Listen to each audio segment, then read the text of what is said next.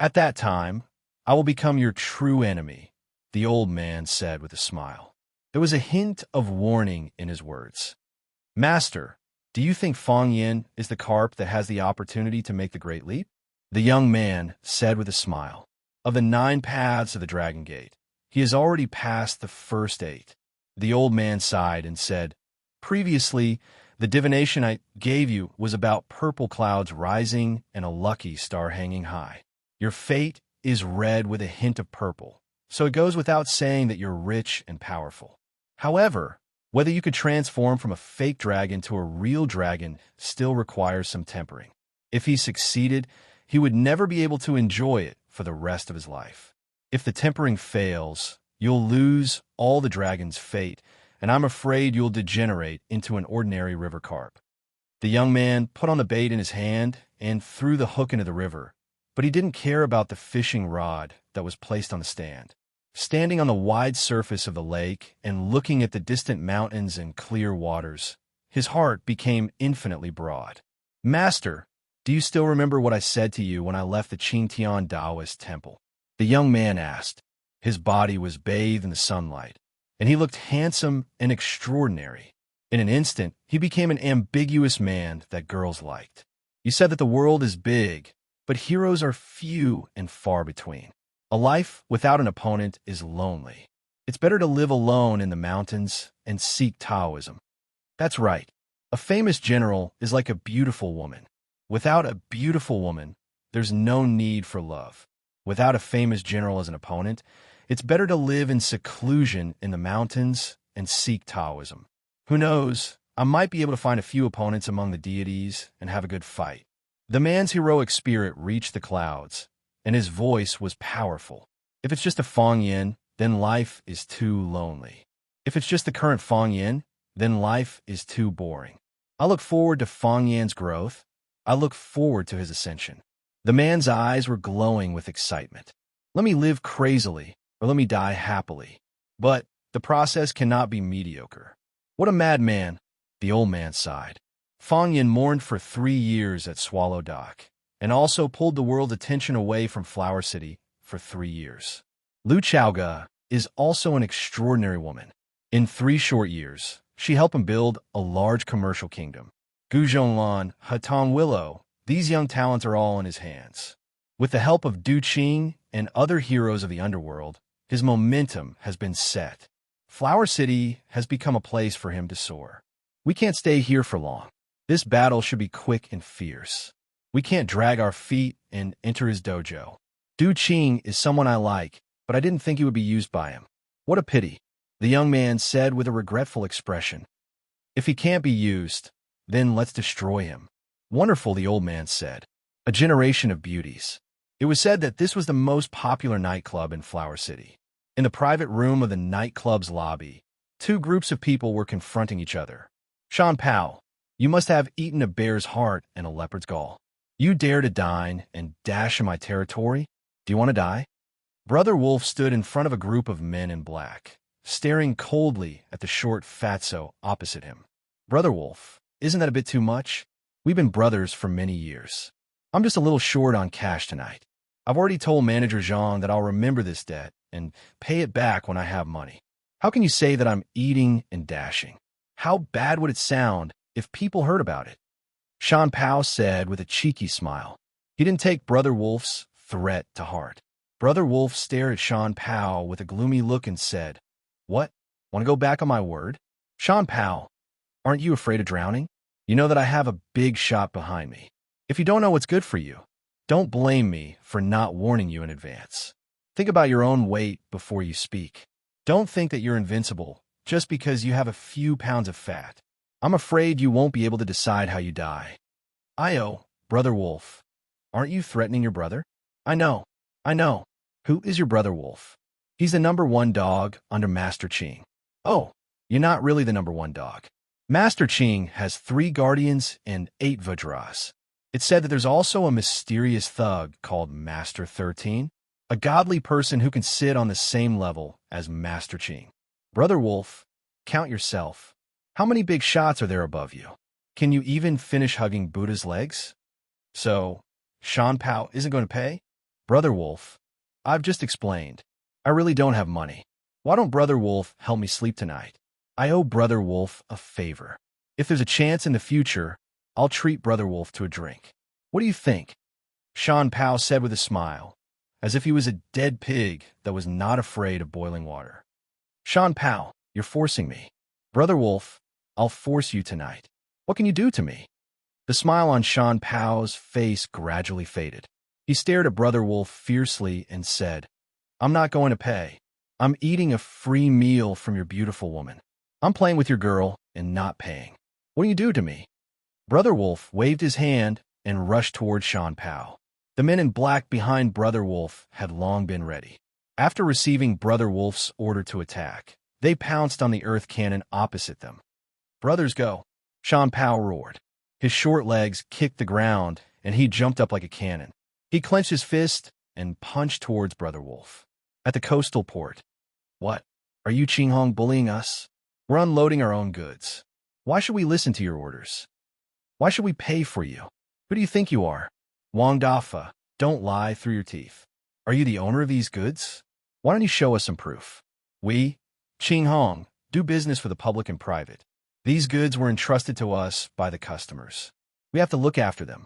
If you unload them, how are we going to answer to the customers?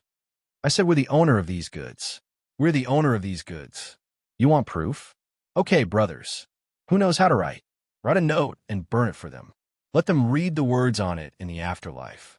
Destroy them for me. Brothers, F*CK them. At the bus stop. Thief.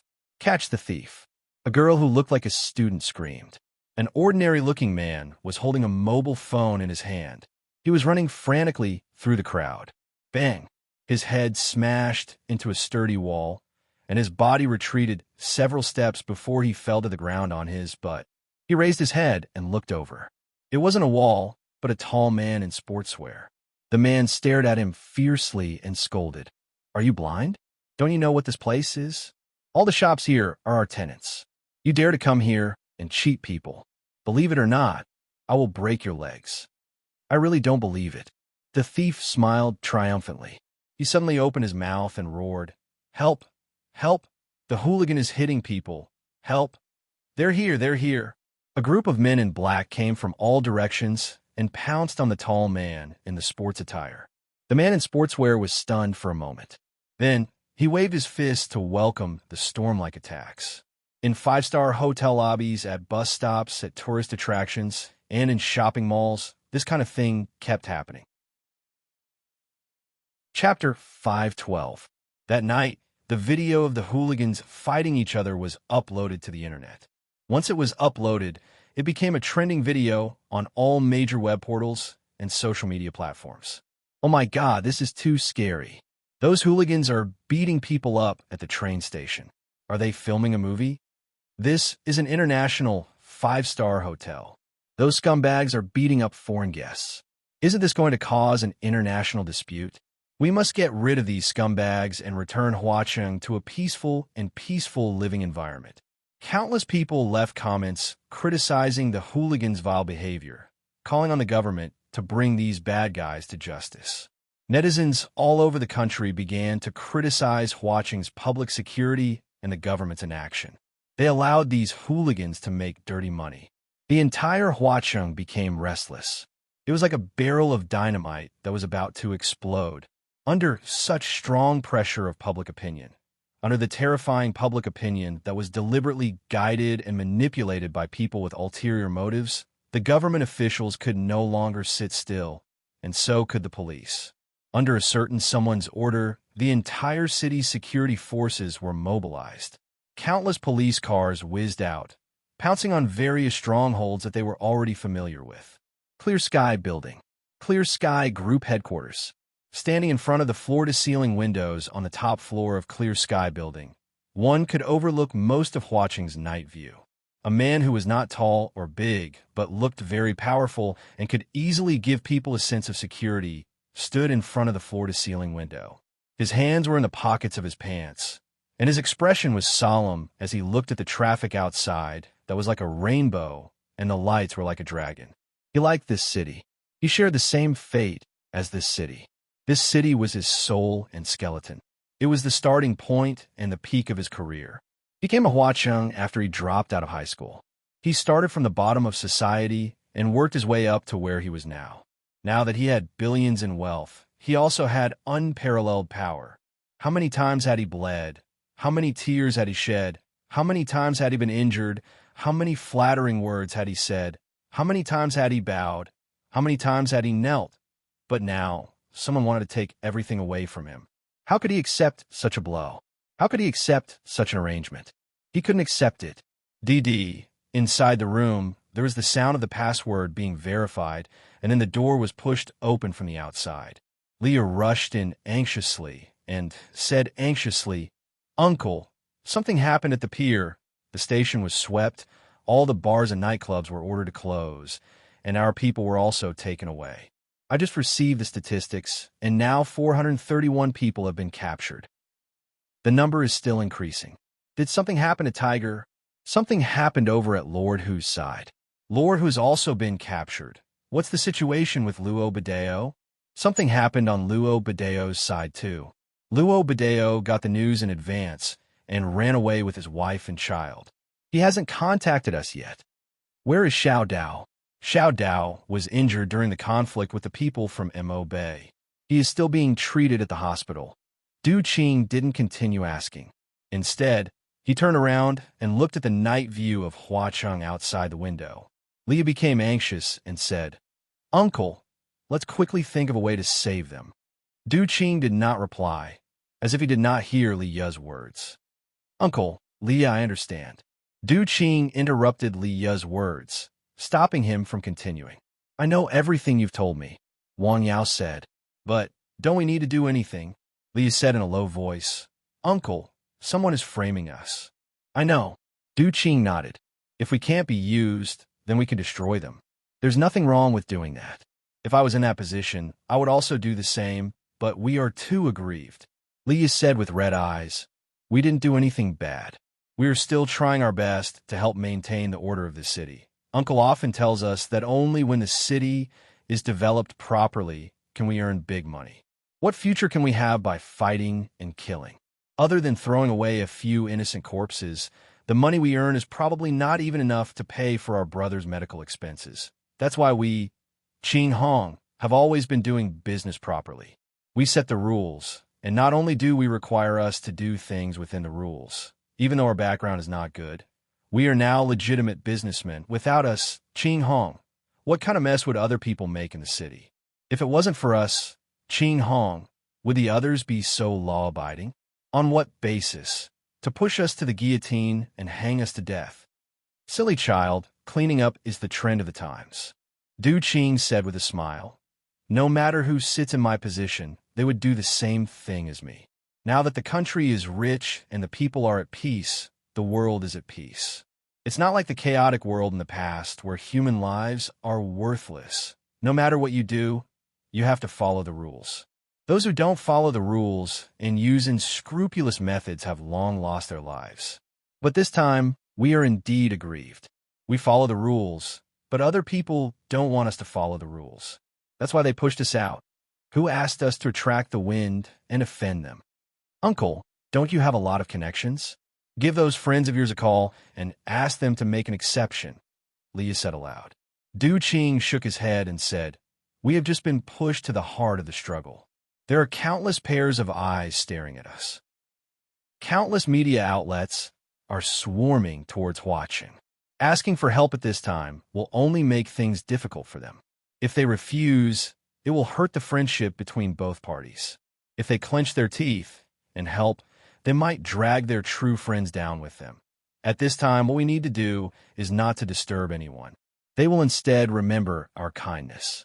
When things calm down, they will remember this favor and think of a way to return it. Humans, when you think for yourself, you should also think for others. It's not easy for everyone to live. But what about Tiger Lord and the rest?" Leah asked anxiously. Tiger Lord was one of the 3 great King Kongs under Du Qing. He had a high position and authority in Qing Hong, second only to Du Qing and 13th Master. Tiger Lord being captured was a disaster for Qing Hong.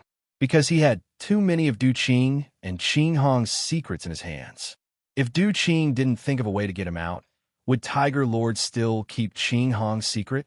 It was not suitable to ask for help, and there was no chance to save him. To the current Du Qing, it was indeed a dilemma. We have to believe in Tiger Lord. Du Qing said, believe in our own brothers. Since they have already made their move, their target must be Uncle. Leah said worriedly, Uncle, find a place to hide. Don't be in the company, and don't go to any other places where you need to show your face. I will summon the great demons to protect you. Leah, there's no need. Du Qing said, it's good that everyone is safe. We don't need to pull them out from the shadows to show everyone. But our security here is still a little weak. If anything happens to Uncle, some things depend on schemes, and some depend on fate. Du Qing said with a smile, when the schemes are exhausted, it's time to gamble with your life. I have been scheming with others for my entire life, and I have also gambled with my life. The fortune teller said that my life is tough. Ordinary people can't beat it. Uncle, Du Qing sighed lightly, looked at Leah, and said, let's go. Let's go home. Leah nodded and said, it's too dangerous at home. How is it not dangerous? How about Uncle temporarily leave Flower City? We can't leave. Du Qing rejected this suggestion. No matter what, we can't leave. If we leave Flower City, it will be exactly what they want. We will no longer have any chance to turn the tables. I will go back with Uncle. Leah said. Du Qing smiled, walked to the door, put on his jacket, and walked outside. Leah followed closely behind, afraid that something might happen to Uncle. Under the protection of a few bodyguards, Du Qing and Leah took a special elevator to the underground parking lot. For safety reasons, there was a garage under the Clear Sky building that was completely isolated from the other areas. There were several different kinds of cars parked in the garage, making it convenient for Du Qing to choose a car according to his needs. Just as they walked to the entrance of the garage, they saw a tall man sitting on the roof of a white Volkswagen. Leah's eyes turned cold, quickly ran in front of Du Qing, stared closely at the man in black, and shouted, Great Demon, why are you here? Clang, the great demon jumped down from the roof, grinned sinisterly, and said, Master Qing is in trouble. I am here to protect Master Qing. Great Demon, have you forgotten the rules? Without Master Qing summoned, you cannot appear in Clear Sky building. Leah angrily scolded and said, Master Qing understands your intentions. Now that Master Qing is safe and sound, you should also return to where you should be. The great demon did not leave and said with a smile, Since you are here, how can you leave just like that? Disregarding Master Qing's safety, such a thing is not something I can do. Then you are disobeying orders? Leah coldly stared at the great demon and said, This is the loyalty you are showing? Du Qing patted Leah's shoulder, indicating that she should not be agitated.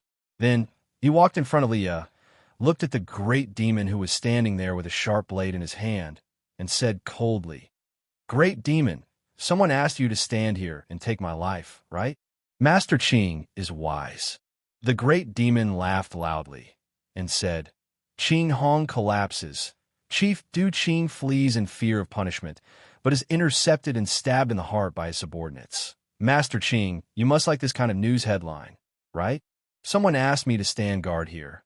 No matter what, I have to make you stay. Master Qing won't make things difficult for us little brothers, right? Crash. The bodyguards in front of Du Qing took the initiative to rush toward the great demon. Chapter 513. You're courting death. The great demon slightly bent his body and charged towards the bodyguards in black. The first man in black approached and swung his fist towards the great demon's face. The great demon leapt up and used the dagger in his hand to cut open the man's neck. The second man in black arrived.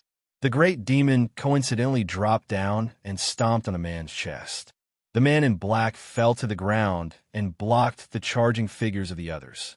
The man in black who had his throat slit knelt on the ground and held his neck, unable to say a word. Blood dyed the black floor red. This bloody purge had finally begun. The dagger in the great demon's hand was stained with blood. He stuck out his tongue and lightly licked the blade, then sucked the blood into his mouth and said excitedly, "The blood of my own brothers tastes so different. You're a traitor, not our brothers," Leah said with a cold voice. She wanted to stand in front of Du Qing again, but was stopped by him. "Traitor?" The great demon sneered. He looked at Du Qing evilly and said, "Master Qing, she said I'm a traitor. Do you think she's right?" Du Qing's expression was calm, but his voice was cold and contained a hint of killing intent. He said, "Everyone has their own independent choice. I can't say much. However, words that have been spoken are like water that has been spilled. Once you step forward, you won't have a chance to regret it. Since you've chosen to be so ruthless, I hope you won't regret your choice in the future." "I've chosen to be so ruthless?" The great demon laughed loudly. He stared at Du Qing fiercely and asked, "Master Qing, you said I've chosen to be so ruthless. I really want to know, who was the one who chose to be so ruthless? Lord Tiger has been caught by the cops, and the brothers have been scattered. Lord Green, my respected Lord Green, my most beloved young man, as the leader of Green and Red, shouldn't you stand up and save your brothers at this time? Where are you planning to go?" "How do you know Uncle isn't planning to save them?"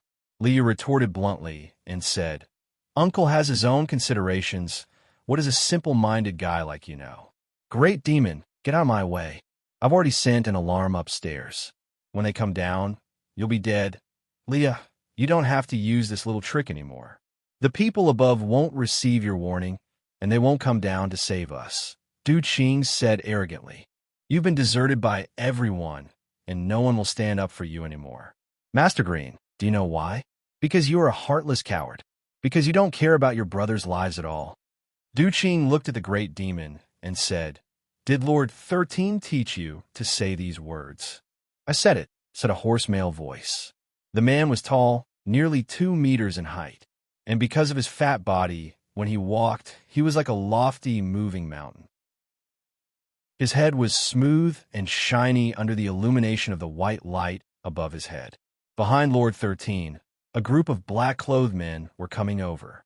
Du Qing looked at the black-clothed men and smiled. "Old K, Kai Fu, Fire Boss, Zhang Sheng. They all say that I, Du Qing, have 3 great guardians and 8 great Vajrapani. Now, one of the 3 great Vajrapani is here, and 3 of the 8 great Vajrapani are here. Lord 13, is everyone here?" The black-clothed men were a bit ashamed. Some of them looked away, unwilling to meet Du Qing's eyes.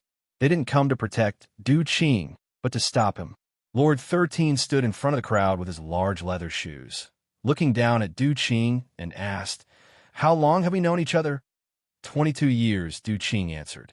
22 years, 7 months, and 8 days, Lord 13 said. "Do you know why I remember this date so clearly? Because on this day, 22 years, 7 months, and 8 days, you and I were still carrying bags at the docks. Because I was the strongest, the fastest, and earned the most money. The foreman was jealous and wanted to deduct my pay, so I argued with him and was almost beaten to death by them. It was you who single-handedly charged in a crowd with a kitchen knife and pulled me back from under their punches and kicks. If it weren't for you, my corpse would have sunk into the sea that day.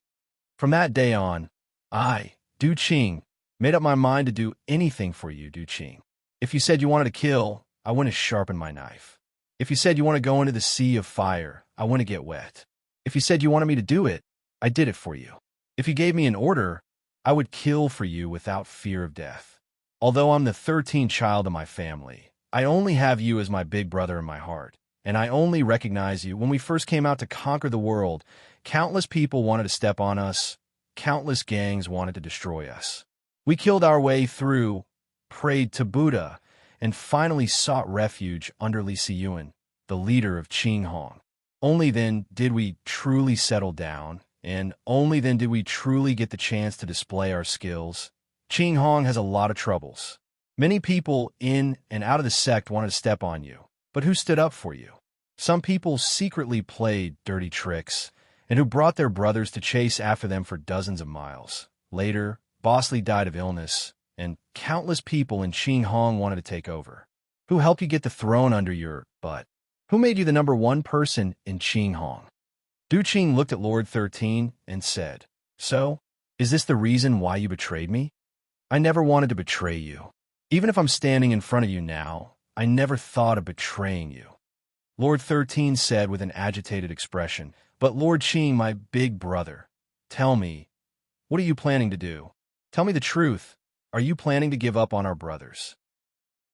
Those brothers who fought with us all the way, but now they've become an eyesore? Du Qing sneered and said, this is the reason why you gather to stop me? I don't think so. Lord Qing, now that things have come to this, are you still not willing to give us a clear answer? Lord 13 said with a gloomy expression, our brothers risked their lives for you, and we've taken on countless scapegoats for you. We just want justice. We just want to ask for an explanation. Did you think that our brothers were an eyesore, so you casually got rid of them? Du Qing sighed and said, Old 13, it's been so many years, but you've never been good at scheming. You're a valiant general, and no one in Qinghong is your match. Fighting and killing are your forte, so why do you have to sacrifice your forte?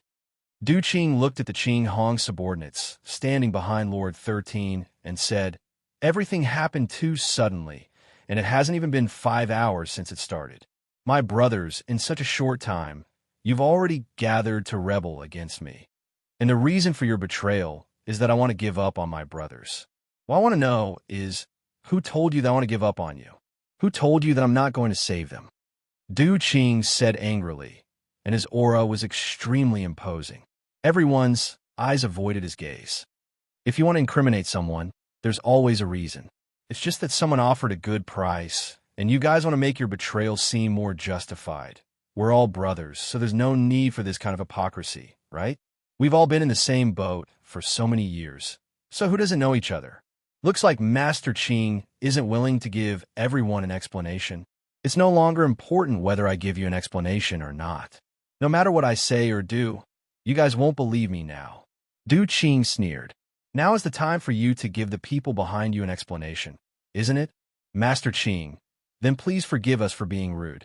Lord 13 waved his hand, and the men in black behind him pushed forward step by step, forcing Du Qing and Leah into the parking lot. There was no space for them to move or retreat. Don't worry, we'll definitely give Master Qing some face. Being betrayed by the people you rely on, this kind of thing in itself, is quite shameful. Du Qing said. Du Qing clapped his hands, and the brick wall behind him was pushed to the ground with a rumble. A large circular hole suddenly appeared on the wall between this independent parking lot and the big parking lot. It was a hole that had been opened before. Whoosh! Countless men in black rushed out from the hole, and with sharp weapons in their hands, they pressed in the direction of Lord 13 and the others. They lined up in front of Du Qing and the others, and glared at Lord 13 and the others. The blades in their hands flashed with a frightening cold light.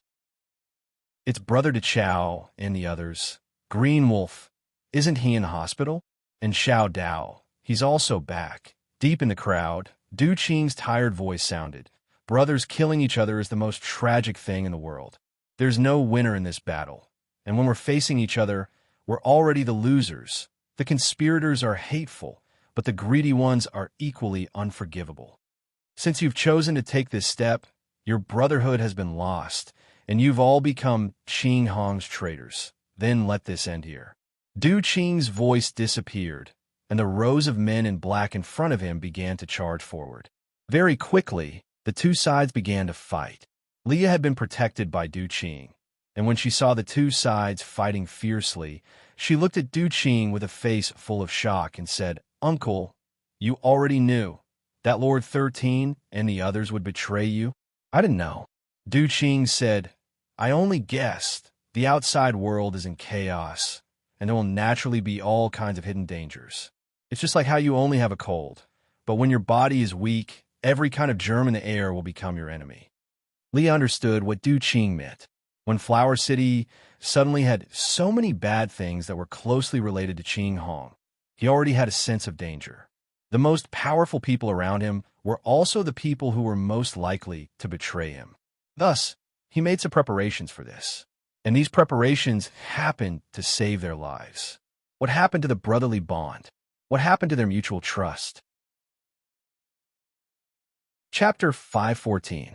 Green Wolf brought a few of his trusted subordinates to protect Du Qing and Li Ye as they boarded a black Land Rover.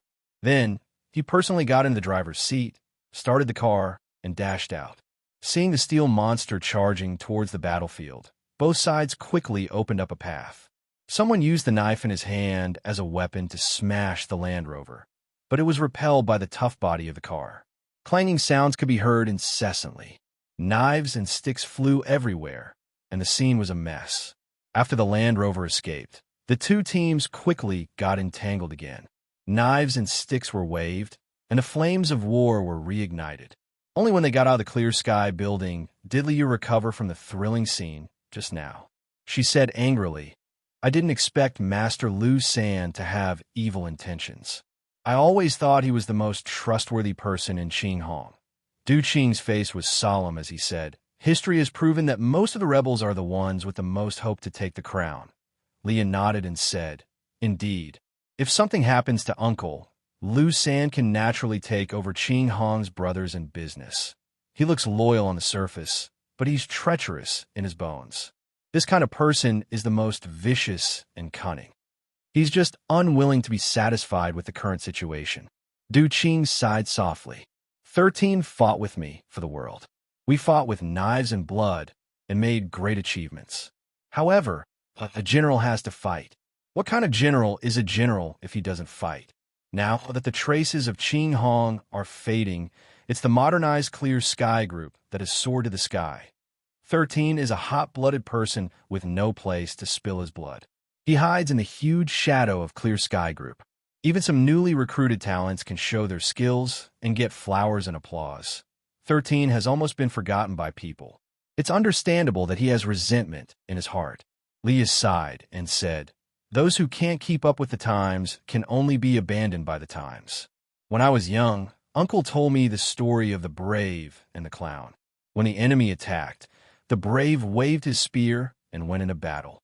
The clown hid behind the crowd and laughed. He pointed at the brave warriors who were bathed in blood on the battlefield and shouted. There was a thorn in his foot. The brave charged in front, and the clown nitpicked at the back. Lu San is that nitpicking clown. He can't integrate himself into this society, but he can't accept the achievements of others. For so many years, his uncle had never mistreated them and treated them as his real brothers. But how did they treat him? Gather against Uncle, murder Uncle. If her uncle died tonight and they took over the Green Cloud Group, what would they do to the Green Cloud Group? Do they have the ability to control such a modern company? Liu, remember, don't think of yourself as too smart, and don't think of your opponent as too stupid. The reason why they can become our opponents is because they have the intelligence to match us," Du Qing said with a serious expression. "Aren't we facing the same crisis now?" "Uncle, I understand." Liu nodded her head. The car drove all the way to the west. After getting on the main road, the traffic gradually increased. Just when Liu thought that they were out of danger, the Green Wolf in front suddenly reported, "Master Qing, we are being followed." Du Qing frowned and asked, "Do you know who they are?" "I don't know yet," Green Wolf said, "but they're very stealthy. They're only following us from afar. They don't seem to have any intention of getting closer." A fierce glint flashed in Du Qing's eyes as he said, "The reason why the wolf isn't in a hurry to get close to its prey is because it's waiting for the best time to strike. These people think that we're already their prey, so they're slowly following behind us. They know that we can't escape." "Master Qing, should we shake them off?" Green Wolf asked. "Let's give it a try." Du Qing said, "Let's beat them up. Who knows, they might be our friends." Receiving the order, Green Wolf suddenly sped up. The Land Rover's generator roared as the wheels rolled on the ground. Du Qing looked through the rearview mirror and saw a black Toyota speeding up as well. It was as if it was biting its tail, unwilling to let go. Green Wolf sped up again, overtaking the cars in front of him one after another. The black Toyota didn't want to be outdone either and also overtook its opponent. In fact, their speed and driving skills were much better than Green Wolf's. The Toyota was getting closer and closer. Very soon, the two cars were driving side by side. Du Qing looked through the window. The opposite window was completely dark, so he couldn't see anyone inside. Speed up again, Du Qing said. Green Wolf slammed on the accelerator, and the Land Rover charged forward like a mad bull. The car shook more and more violently. Green Wolf gripped the steering wheel tightly. If he wasn't careful, the steering wheel would spin, and the front of the car might crash into the railings on both sides of the road. Du Qing saw that the Toyota didn't want to be outdone either. It was still following them closely. Bang! The car shook slightly. The feeling wasn't clear. It could just be that his heart missed a beat. However, Du Qing sensed danger, and all the hairs on his body stood on end. Green Wolf, Du Qing shouted. Master Qing. Green Wolf held the steering wheel with both hands and kept overtaking the cars, not daring to relax. What's your order? Turn to Harbor Road, Du Qing said in a low voice. Master Qing. Green Wolf panicked and reminded. Harbor Road is too secluded. It's not good for us to break out. Who said we're breaking out? Du Qing asked. Green Wolf didn't dare to refute Du Qing's order. At the crossroad in front, he suddenly turned the steering wheel and the car sped toward Harbor Road. At the end of Harbor Road was the sea. To the east was the seafood pier, and to the west was the Plum Creek scenic area. The Harbor Road was cold and gloomy. Other than the pale street lights, there were no cars or pedestrians. Du Qing told Green Wolf to drive the car on this road. If the Toyota behind them stopped, then both sides would have to fight to the death. Green Wolf had already thought of this possibility. He took out a long knife from his waist. If those people dared to come close, he would stab them in the head. Leah didn't understand Du Qing's intention, but she also took out a small silver gun from her waist. There were 3 bullets in the gun. No matter what, she wanted to help her uncle reduce some of his burden. The other man in black in the passenger seat was called Xiao Dao. He was one of the 8 great warriors by Du Qing's side. According to seniority, he was far ahead of Green Wolf. Green Wolf was one of Qing Hong's new idols. He was discovered by Du Qing by chance and slowly became a hired thug. Xiao Dao's arm was wrapped in gauze. Because he moved too much, the wound was torn open again. The gauze in his clothes were also dyed red with blood. He turned to look at Du Qing and said, Master Qing, there are a few bastards who betrayed us. Don't take it to heart. How you treat us brothers, we will all remember it. I'll say goodbye to Master Qing here. If I don't come back, I'll have to ask Master Qing to take care of my family. You won't die. Du Qing clenched his teeth and said, They're the ones who should die, Master Qing. Xiao Dao smiled and said, It's my good fortune to die for you. I, Xiao Dao, have never admired anyone in my life. Only Master Qing can make me admire you. Green Wolf, stop the car. I'll block them for a bit, Brother Dao. I told you to stop the car. Are you deaf? Xiao Dao angrily scolded him. Xiao Dao, don't be rash. Du Qing lowered his voice and said. Then Du Qing suddenly shouted, Green Wolf, stop the car. Screech. Green Wolf didn't even think and stepped on the brakes.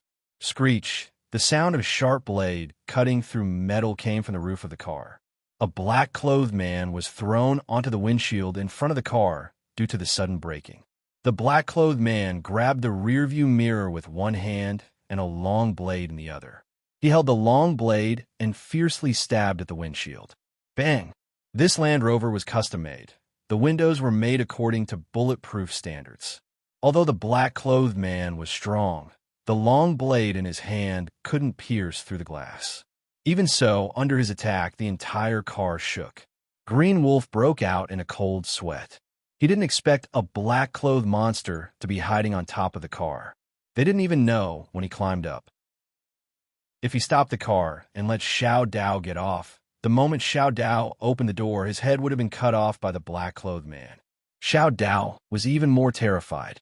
After he calmed down, he raged and cursed. This lowly bastard, I'll kill you with one slash. He pushed the car door open and slashed at the black-clothed man on top of the windshield. The black-clothed man was as agile as a swallow. With a roll, he disappeared from everyone's sight. Green Wolf, be careful. Du Qing anxiously shouted and pounced forward. Crack! A crisp sound was heard. The car door was pierced by the long blade. At the same time, the side of Green Wolf's abdomen was also pierced.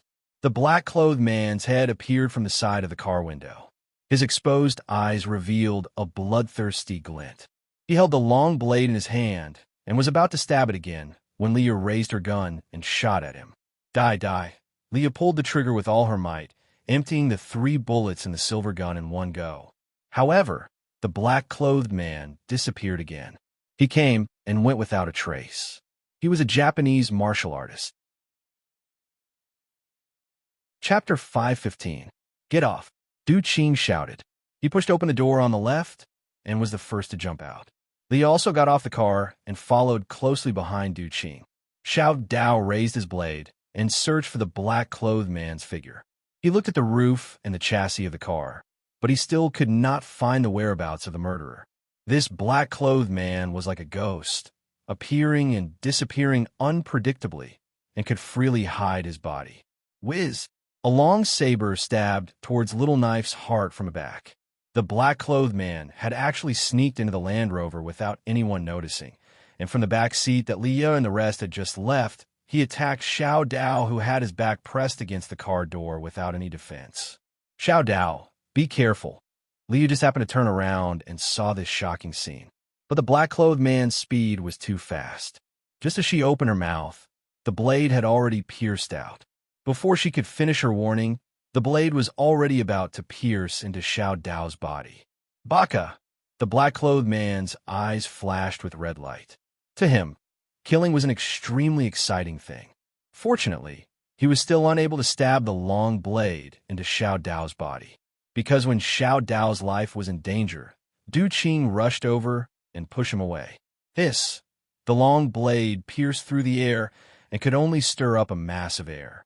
Du Qing's body rushed towards the black-clothed man and punched towards his face that was wearing a black hood. The black-clothed man's body shrunk back into the back of the car, and with a pong sound, he jumped out from the other side of the car door. This battle happened in the time it takes for a spark to fly off a flint. Only then did the black Toyota that had been following them stop next to the Land Rover. The car door was pushed open, and a man in a black suit and a man in the same black suit walked out of the car. To them, the 4 people in front of them were already 4 corpses, and there was no need to hide their identities. Master Qing, we meet again. The man in the black suit stood in front of Du Qing and said with a smile, Chen Yusin, you dog. Du Qing scolded angrily. You had just graduated from university and had nothing. Who promoted you to your current position? Now you and Lu Shi-san betrayed me together? Master Qing, please don't misunderstand. Chen Yusin hurriedly explained, I'm not on the same side as Lord 13. To be honest, if you didn't tell me that Lord 13 and the others had betrayed you, I wouldn't have known that such a thing had happened. Lord 13 is really a good-for-nothing. Lord Qing treated him like a brother, so how could he do such an ungrateful thing? What's the difference between you and Lu Shi-san? That's a big difference. Chen Yusin said with a serious expression, Master Qing, I will always remember your kindness to me, and I will never dare to forget it. However, these Japanese friends had paid a large sum of money, and their only request was for me to help them find Master Qing. I didn't think it was a big deal. That's why I brought them to guard the underground parking lot of Clear Sky Building. I think that Master Qing would need to take a car to get off work, right? As expected, we managed to guard it. Chen Yusin turned to look at the 2 men in black beside him and said, As for what they're going to do next, it has nothing to do with me. Master Qing, I've always been on your side. Shameless. Leah gritted her teeth and scolded. Because of the special members of Qing Hong, the people of Clear Sky Building loved to talk about loyalty and righteousness. Every single one of them was loyal and devoted, and every single one of them claimed to be supremely righteous.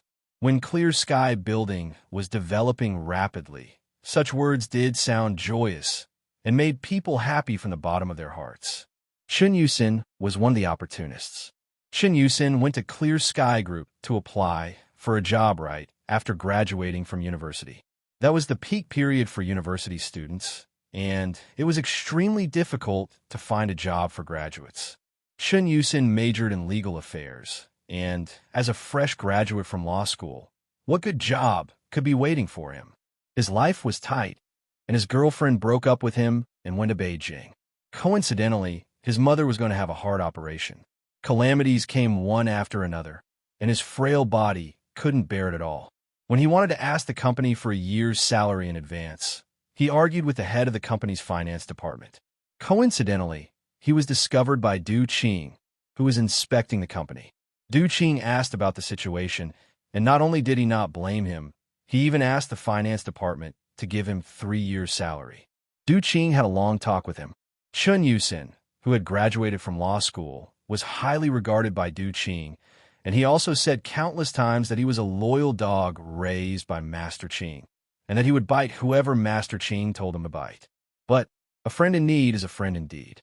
When Clear Sky Building was in danger, people with ulterior motives and all kinds of people wearing all kinds of masks would jump out. Lu Shisan was like that, and so was Chun Yusin. Miss Leah, I've always admired you. It's just that you've never been willing to look me in the eye. Chun Yusin sighed and said, if you had accepted my pursuit and become my girlfriend earlier, how would things have ended up like this? When you're besieged on all sides and in danger, at least I'll stand firmly by your side and shield you from the wind and rain, because I feel disgusted just by looking at you. Leah said with a cold smile. What a proud woman. Unfortunately, Chun Yusin pointed at the 2 men in black next to him and said, they don't know how to be gentle with women like me. If they do anything to you, it'll be too late for regrets. Seeing Chun Yusin and Du Qing arguing fiercely about something and pointing at the 2 of them from time to time, the 2 Chunin ninjas who crossed the sea looked at each other, feeling a strong sense of wariness in their hearts. What are they talking about?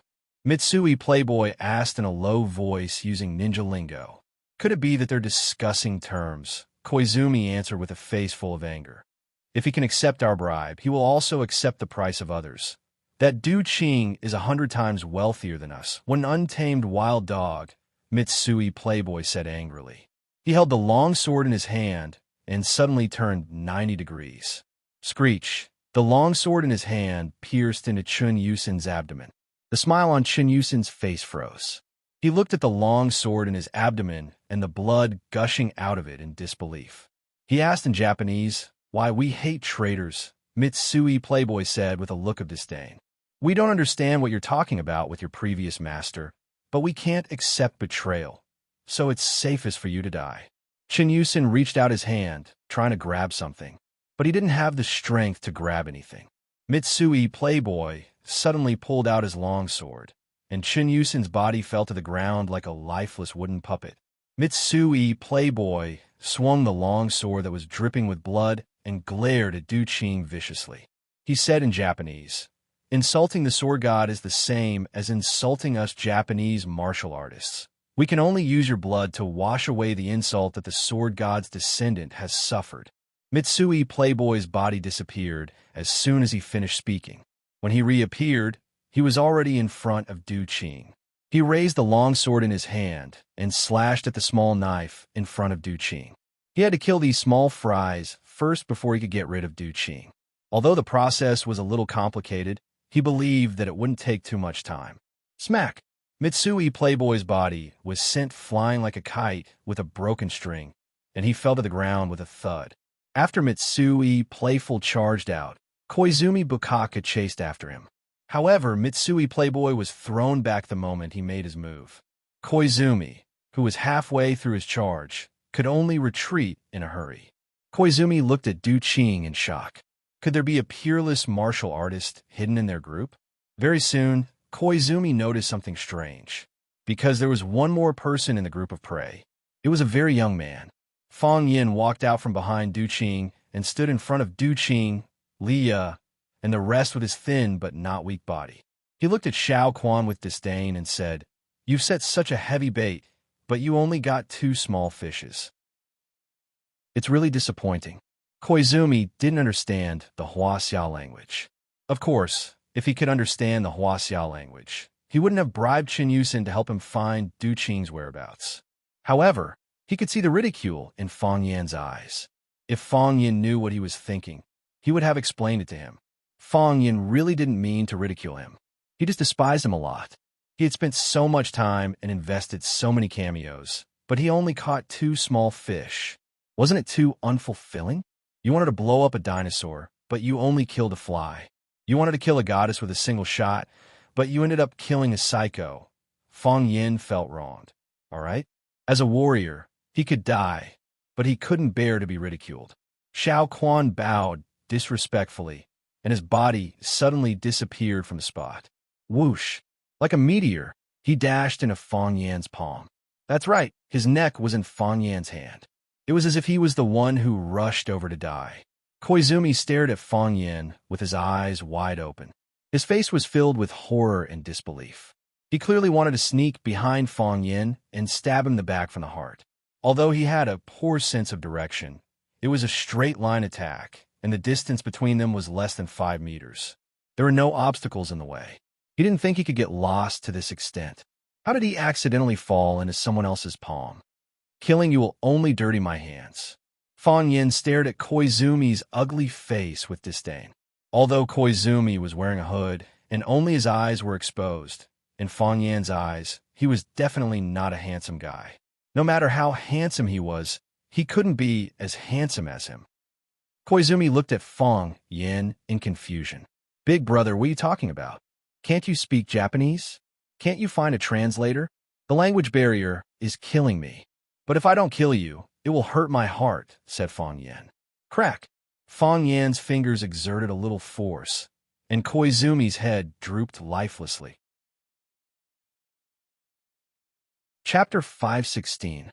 Ninjas appear and disappear unpredictably, but they are not real ghosts or gods. This is not the first time that Fang Yan has come into contact with ninjas. Qing Yin, a disciple of the Chibo army, is a very skilled ninja. Moreover, it is easy to get the superior ninja, which is also known as the wisdom ninja. In that kind of narrow KTV room, they can do many unimaginable things. At that time, the presence of Jiang Qin, Yuan Lin, and Xia Xia really caused a lot of trouble for Fang Yan. However, even a ninja of that level is not a match for Fang Yan at all. Not to mention these two idiots who should have just been promoted to Chunin not long ago. This time, he set up such a big trap and made such a big movement, but he only attracted these two small fish. Fang Yan is very disappointed, so he naturally has some dislike for these two brats. Trash like you have the nerve to jump around in Huaxia? Unfortunately, the two Japanese did not understand Fang Yan's thoughts at this time, or they would definitely reduce their grievances. It is said that it is difficult to become a Jonin out of 1,000 ninjas, but a Chunin must at least stand out from hundreds of ninjas to have such qualifications. Not just anyone can be promoted. Chunin is also very precious. Okay? How can you not treat the village chief as a cadre? Fang Yan very flexibly broke Koizumi's neck. Then step by step, he walked towards Mitsui Playboy, who has fallen to the ground and hasn't yet got up. With Mitsui Playboy's strength, he was only thrown away, but his body may have already adjusted the angle in mid-air and landed steadily. Even if he accidentally fell to the ground, he has already agilely climbed up from the ground.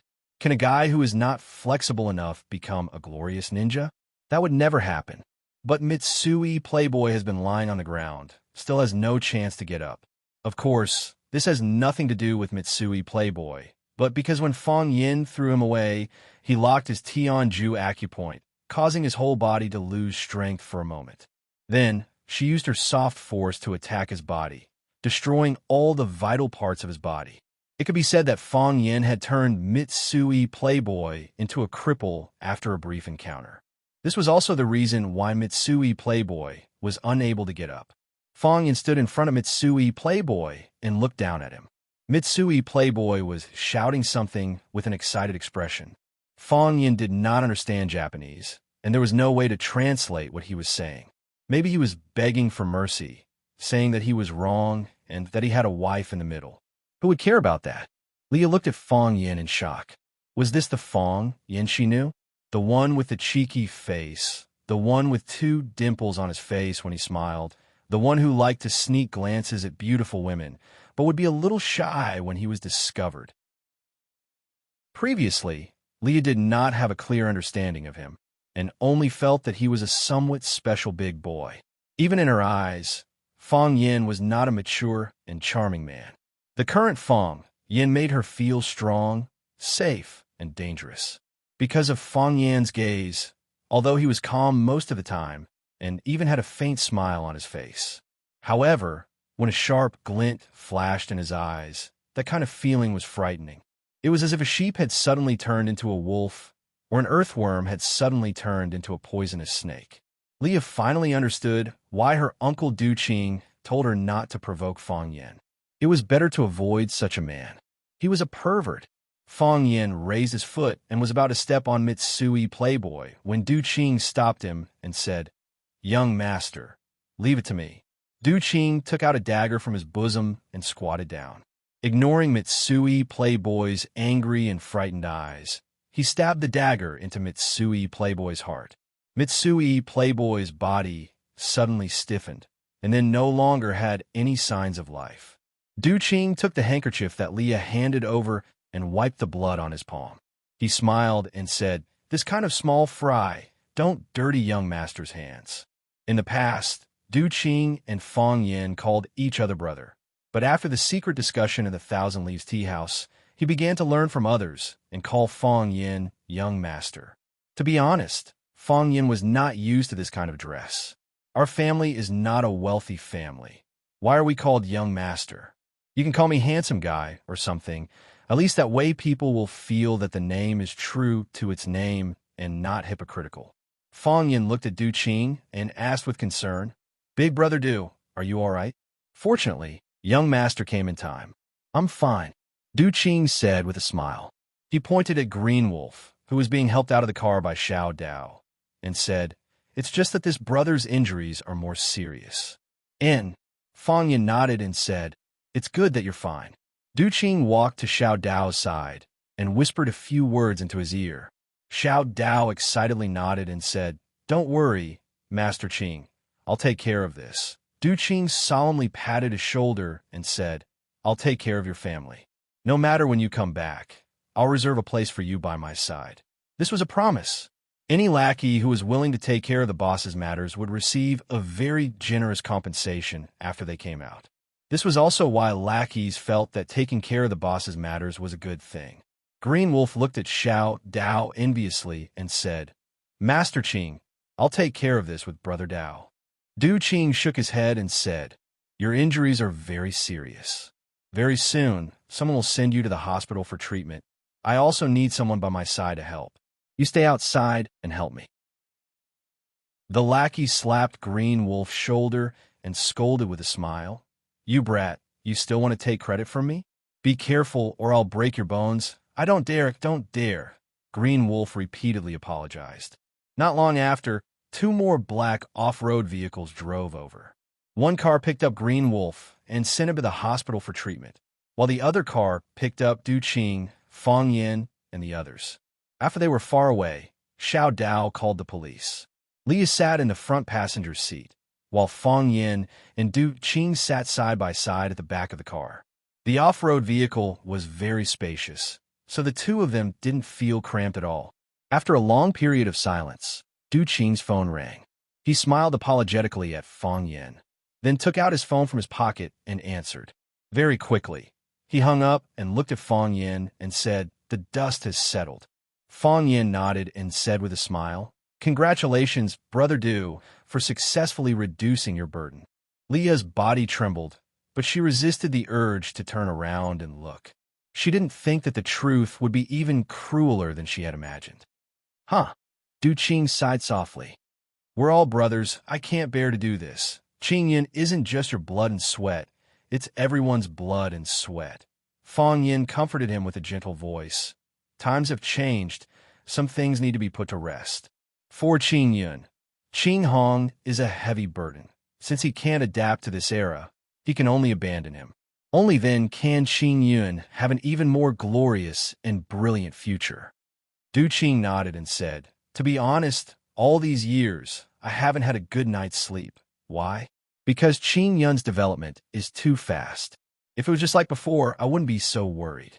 But as it develops better and better, I feel like it has become a bomb that can explode at any time. At that time, not only me, but also the brothers who have followed me for so many years will be blown to smithereens, but it's a market economy now. Everything has its own rules, and human strength can't force it. I can't stop Qing Yun's development. In the sea of business, if we don't advance, we'll fall behind. If we don't develop, we'll be eaten up by our competitors. What can I do? I can only lead them to charge forward. On one hand, I'm worried, but on the other hand, I have to do my best to compete, develop, and make money. Master, you haven't been in watching these years, so you don't know a lot of things. I haven't shown my face in public for the past few years, and I rarely show my face in public. Why? It's because I'm afraid that people will remember my face. If you remember my face, won't you be eyeing the green cloud group under my name? Chowga mentioned this before. Fong Yin said with emotion. She said that you haven't had it easy all these years. Thank you, Miss Liu, for your understanding and appreciation. Miss Liu hasn't had it easy all these years. She's a rare heroine. I must treat her to a meal if I have the chance.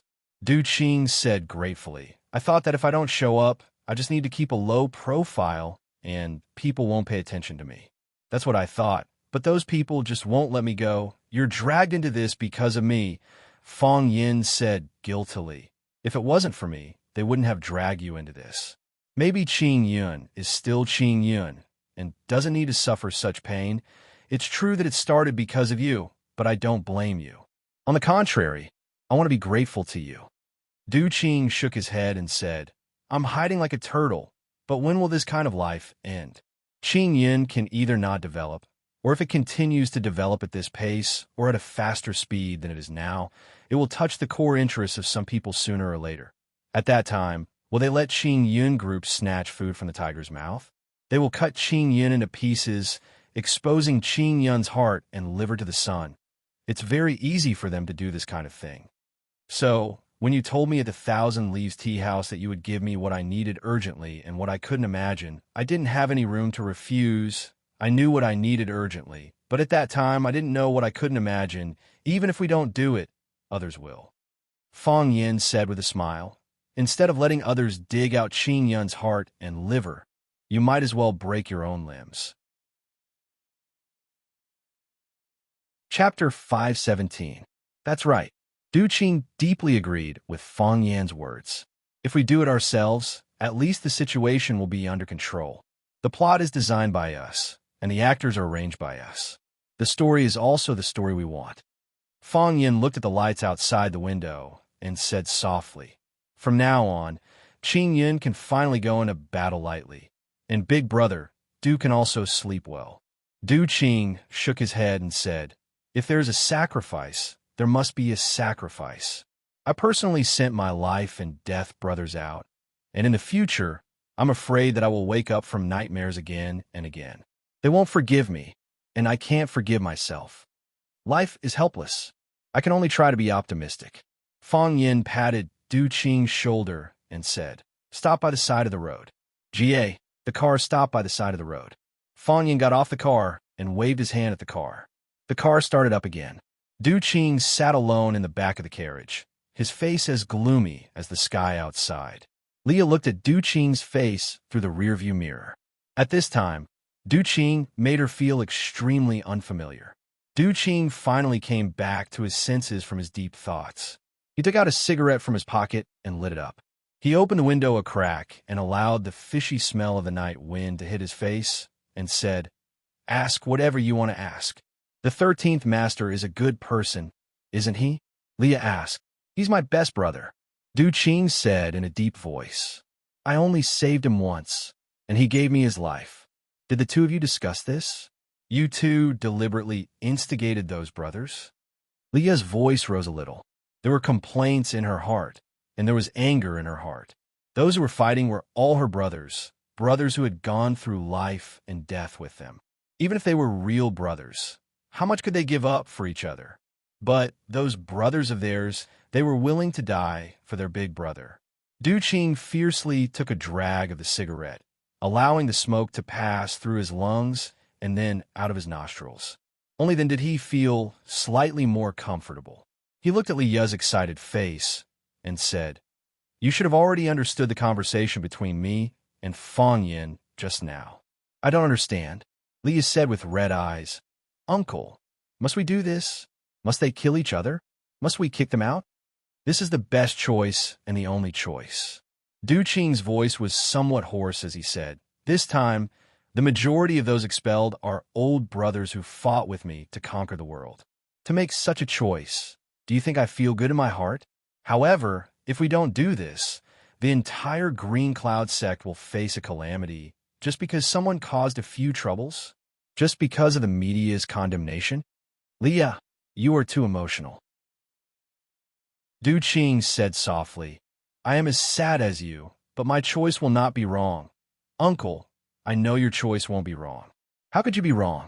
You started your career in your teens and have been in Jianghu for decades. What kind of storms have you not experienced? What kind of crafty plot could deceive you? I know Uncle is very, very powerful, and you have always been my idol. In my heart, you are the most charming man. However, what I find hard to accept is that those people who called us brothers yesterday were thrown into the rubbish bin by you in the blink of an eye. You are not that kind of person. Du Qing took another puff and flicked the remaining half of the cigarette out of the window. Green Cloud's predecessor is Qing Hong. You know better than me what Qing Hong does. Du Qing said in a low voice. Before I took over, Qing Hong already existed. How many dirty and evil things did Qing Hong do?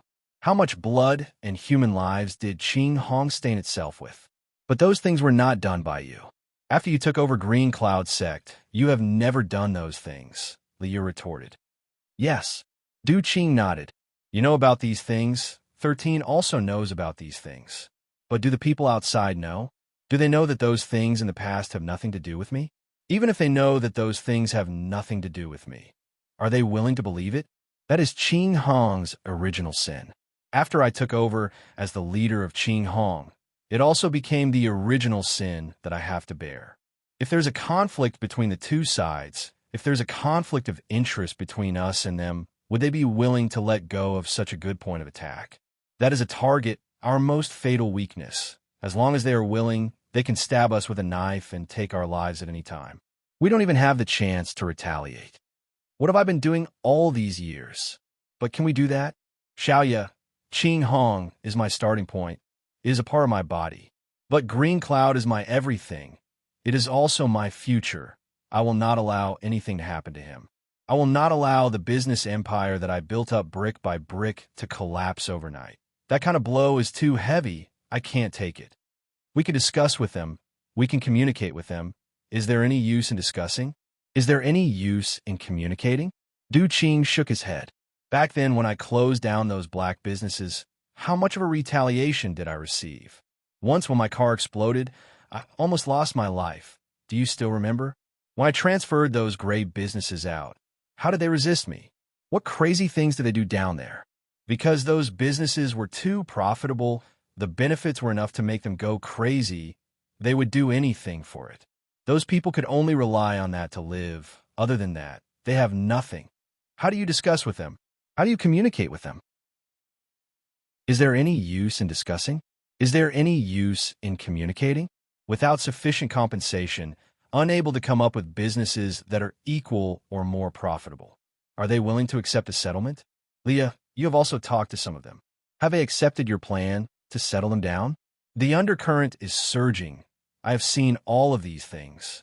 At that time, I was not in a hurry because the general situation was in my hands and a large number of brothers supported me. Moreover, I have not been able to make up my mind to clean up. You waited until Du Chun got into trouble before you made up your mind? That's right. Du Chun was the catalyst that made me make up my mind. Du Qing said without hesitation, since they threw Du Chun out as a test, it means that they already have the idea and plan to eradicate us. I know too well what kind of person that man is. If he wants, he can easily push us down into the abyss, let us fall to pieces and never be able to rise again.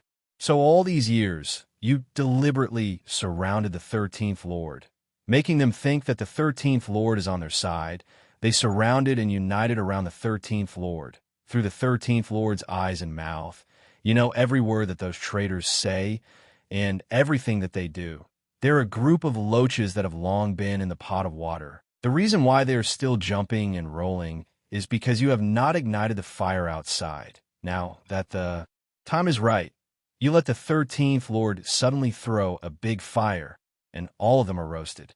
There is no possibility of escape. Du Qing sighed softly. His voice was infinitely sad as he said, Lilia, I have no children. You also know about Du Chun's situation.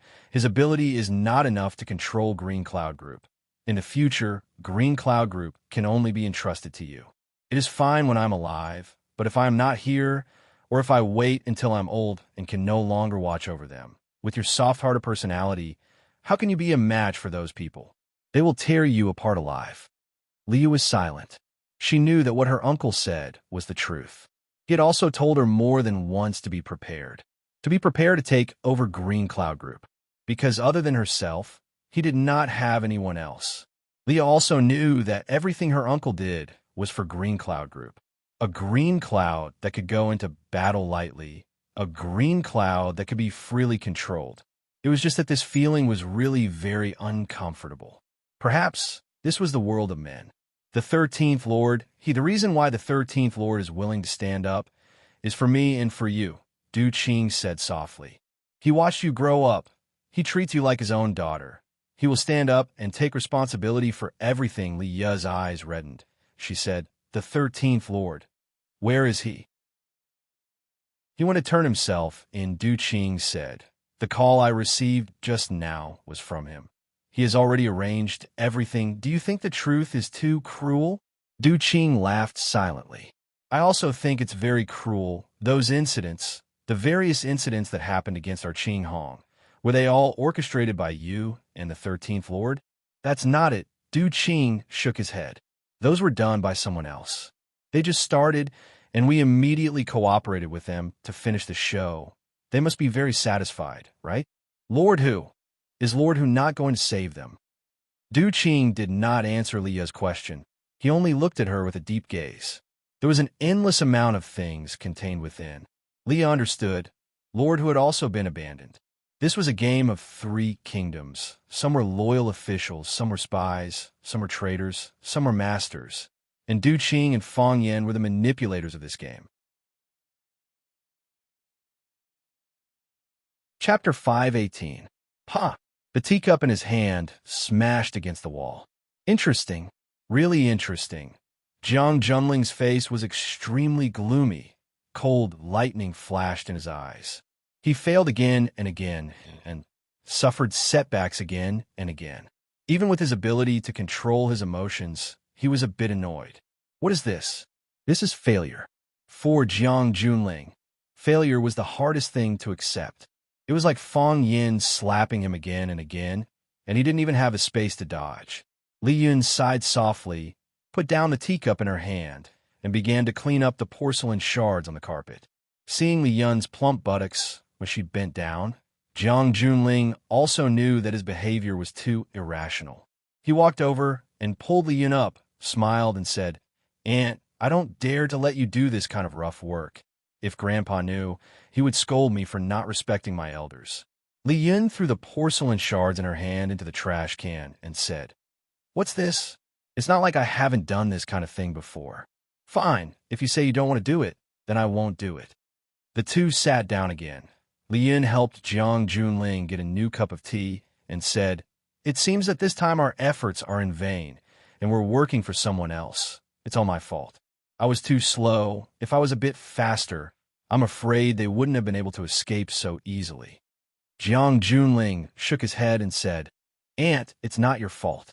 We've just started, and they've already performed this move in front of us. The arm that was cut off was probably already prepared, right? That Du Qing is really a talent. What a pity. Leah knew that Jiang Junling valued Du Qing very much, and previously had the intention of roping him in for his own use. But because Du Qing and Fong Yan had a close relationship, he wasn't sure if he could succeed, so he threw Du Qing's nephew out to test. He didn't expect Fong Yan to be so vicious, directly crippling the arm of Du Qing's nephew, Du Chan. In this way, the possibility of reconciliation between Du Qing and Jiang Junling was almost zero, and Du Qing had placed this deep hatred on Jiang Junling. Since he couldn't be of use to him, then he would use a thunderous method to destroy him. Thus, Jiang Junling handed this matter over to Li Yun to handle. They first used all kinds of negative conflicts to push Qing Hong out from the dark, and then made Qing Hong a street rat that everyone wanted to beat up. when the public opinion and countless netizens focused their attention on Qing Hong and Green Cloud Group. When Qing Hong's old cases and all the shady dealings were dug out by the reporters, they didn't even need to say a word. Naturally, there would be people who would get rid of them. Just like cleaning up a pile of garbage, they would be swept into the cesspool and trash can with lightning speed. At that time, even if Du Qing still stood on Fang Yan's side, so what? It was just an old dog without any value. This plan couldn't be said to be bad, but it also couldn't be said to be not vicious. Most of the time, they didn't even need to make a move, they just needed to add fuel to the fire. However, just as this wave started, there was already an even more exciting show on the other side. Now, Lu Shisan, an important figure in Qing Hong, turned himself in at the police station and took all the responsibility. What about Du Qing? Du Qing had successfully cleared his name and was about to take big strides forward with a clean Green Cloud Group. Not only Jiang Junling, but even Li Yun was stunned by the opponent's quick attack. She felt like a clown who worked hard to perform but couldn't get the applause of the audience. Yeah, Li Yun said. Du Qing probably wanted to get rid of the heavy burden behind him a long time ago, right? Our actions gave him the best opportunity. If he didn't give his underlings a reason to betray him, how could he legitimately kick those idiots out of Green Cloud Group? Thinking about it makes me angry, but at the same time, I feel like I didn't lose unjustly. This kind of opponent deserves respect. Jiang Junling said, but this doesn't mean he can be safe. Li Yun looked at Jiang Junling with a puzzled expression and asked, military order, do you still have other chess pieces that haven't been settled? Let's wait and see. Jiang Junling said with a gentle expression. He held the teacup and took a sip, then said, we've just reached the middle game. It's still a long time before the decisive battle. I want to see how much power they can explode. I believe that the final victory will be military order. Li Yun said with a smile. When Fang Yin returned home, it was already past 1 a.m. Fang Yin saw that the light in Lu Chaoga's room was still on, so he knew that she was probably still awake. But it was really not the right time to knock on the door and chat. So, Fang Yin entered his room, pulled down the curtains, took off his clothes, filled the bathtub with water, and once again soaked his whole body in the bathtub. After soaking for a few minutes, Fang Yin suddenly heard a muffled bang. The sound was very short, as if someone had heavily stomped on the ground. Splash! Fang Yin lifted his head out of the bathtub. He pricked up his ears and listened attentively, but no more sound came out. Fang Yin thought he heard wrong, so he once again dived his head into the bathtub. Bang! Another muffled sound. This time, Fang Yin didn't poke his head out, but still soaked his whole body in the bathtub. He listened quietly, trying to find the source of the sound. But, just like before, the sound disappeared. Fang Yin began to wonder if he was hallucinating. Otherwise, how could he hear 2 muffled sounds in a row? The more he buried his body in the bathtub, the clearer Fang Yin could perceive the outside world. The other noises had disappeared, as if the whole world had become a stream. His thoughts soared in the midst of these streams, like a free and happy fish. Hua! Fang Yin suddenly jumped out of the bathtub. He heard a woman's moan. The sound was very weak, but it was very clear in his ears. He ran outside barefooted, but he retreated halfway. It wasn't because he remembered that he forgot to wear shoes, but because he was still naked. Putting on a robe, Fang Yin opened the door and ran to Lu Chaoga's room next door. Fang Yin wasn't sure what the moan was about, so he stood in front of Lu Chaoga's room, knocked on the door, and asked in a low voice, Chaoga, are you asleep? No, Lu Chaoga said. Fang Yin was about to ask her if she was okay, but he didn't expect Lu Chaoga to say, I'm going to sleep. You should go to sleep too. From his voice, one could tell that Lu Chaoga was a little agitated and panicked. This made Fang Yin even more worried, so he couldn't help but ask, Are you okay? I'm fine, really fine, Lu Chaoga yelled. Fang Yin, go to sleep. Don't worry about me. Fang Yin was really worried this time. If she was fine, then she was fine. Why did she have to say that she was really fine? If she was really fine, why would she be so nervous? Also, she said, go to sleep, don't worry about me. Why didn't he worry about her? It meant that something had happened to her, but she didn't want Fang Yin to get involved. So, Fang Yin called out to Lu Chaoga softly, I'm glad you're fine. I just came back. I'm going to sleep now. Go to sleep. It's late, Lu Chaoga said. See you tomorrow. Fang Yin quickly went back to his room, opened the floor-to-ceiling window, and went to his bedroom balcony. Because Fang Yan's and Lu Chaoga's rooms were next to each other, their balconies were very close. Sometimes, on a quiet night, Fang Yin would be on his balcony, and Lu Chaoga would be on hers. They would talk for a while and watch the stars.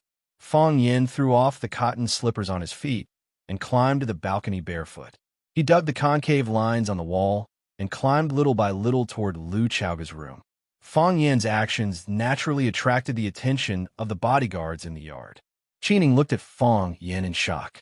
It was hard to imagine that he would do such a despicable and shameless thing. Qining was in a difficult position, and the other bodyguards were also in a difficult position. If the person who climbed the wall was someone else, they would have shot him in the butt. However, that person was Fang Yan.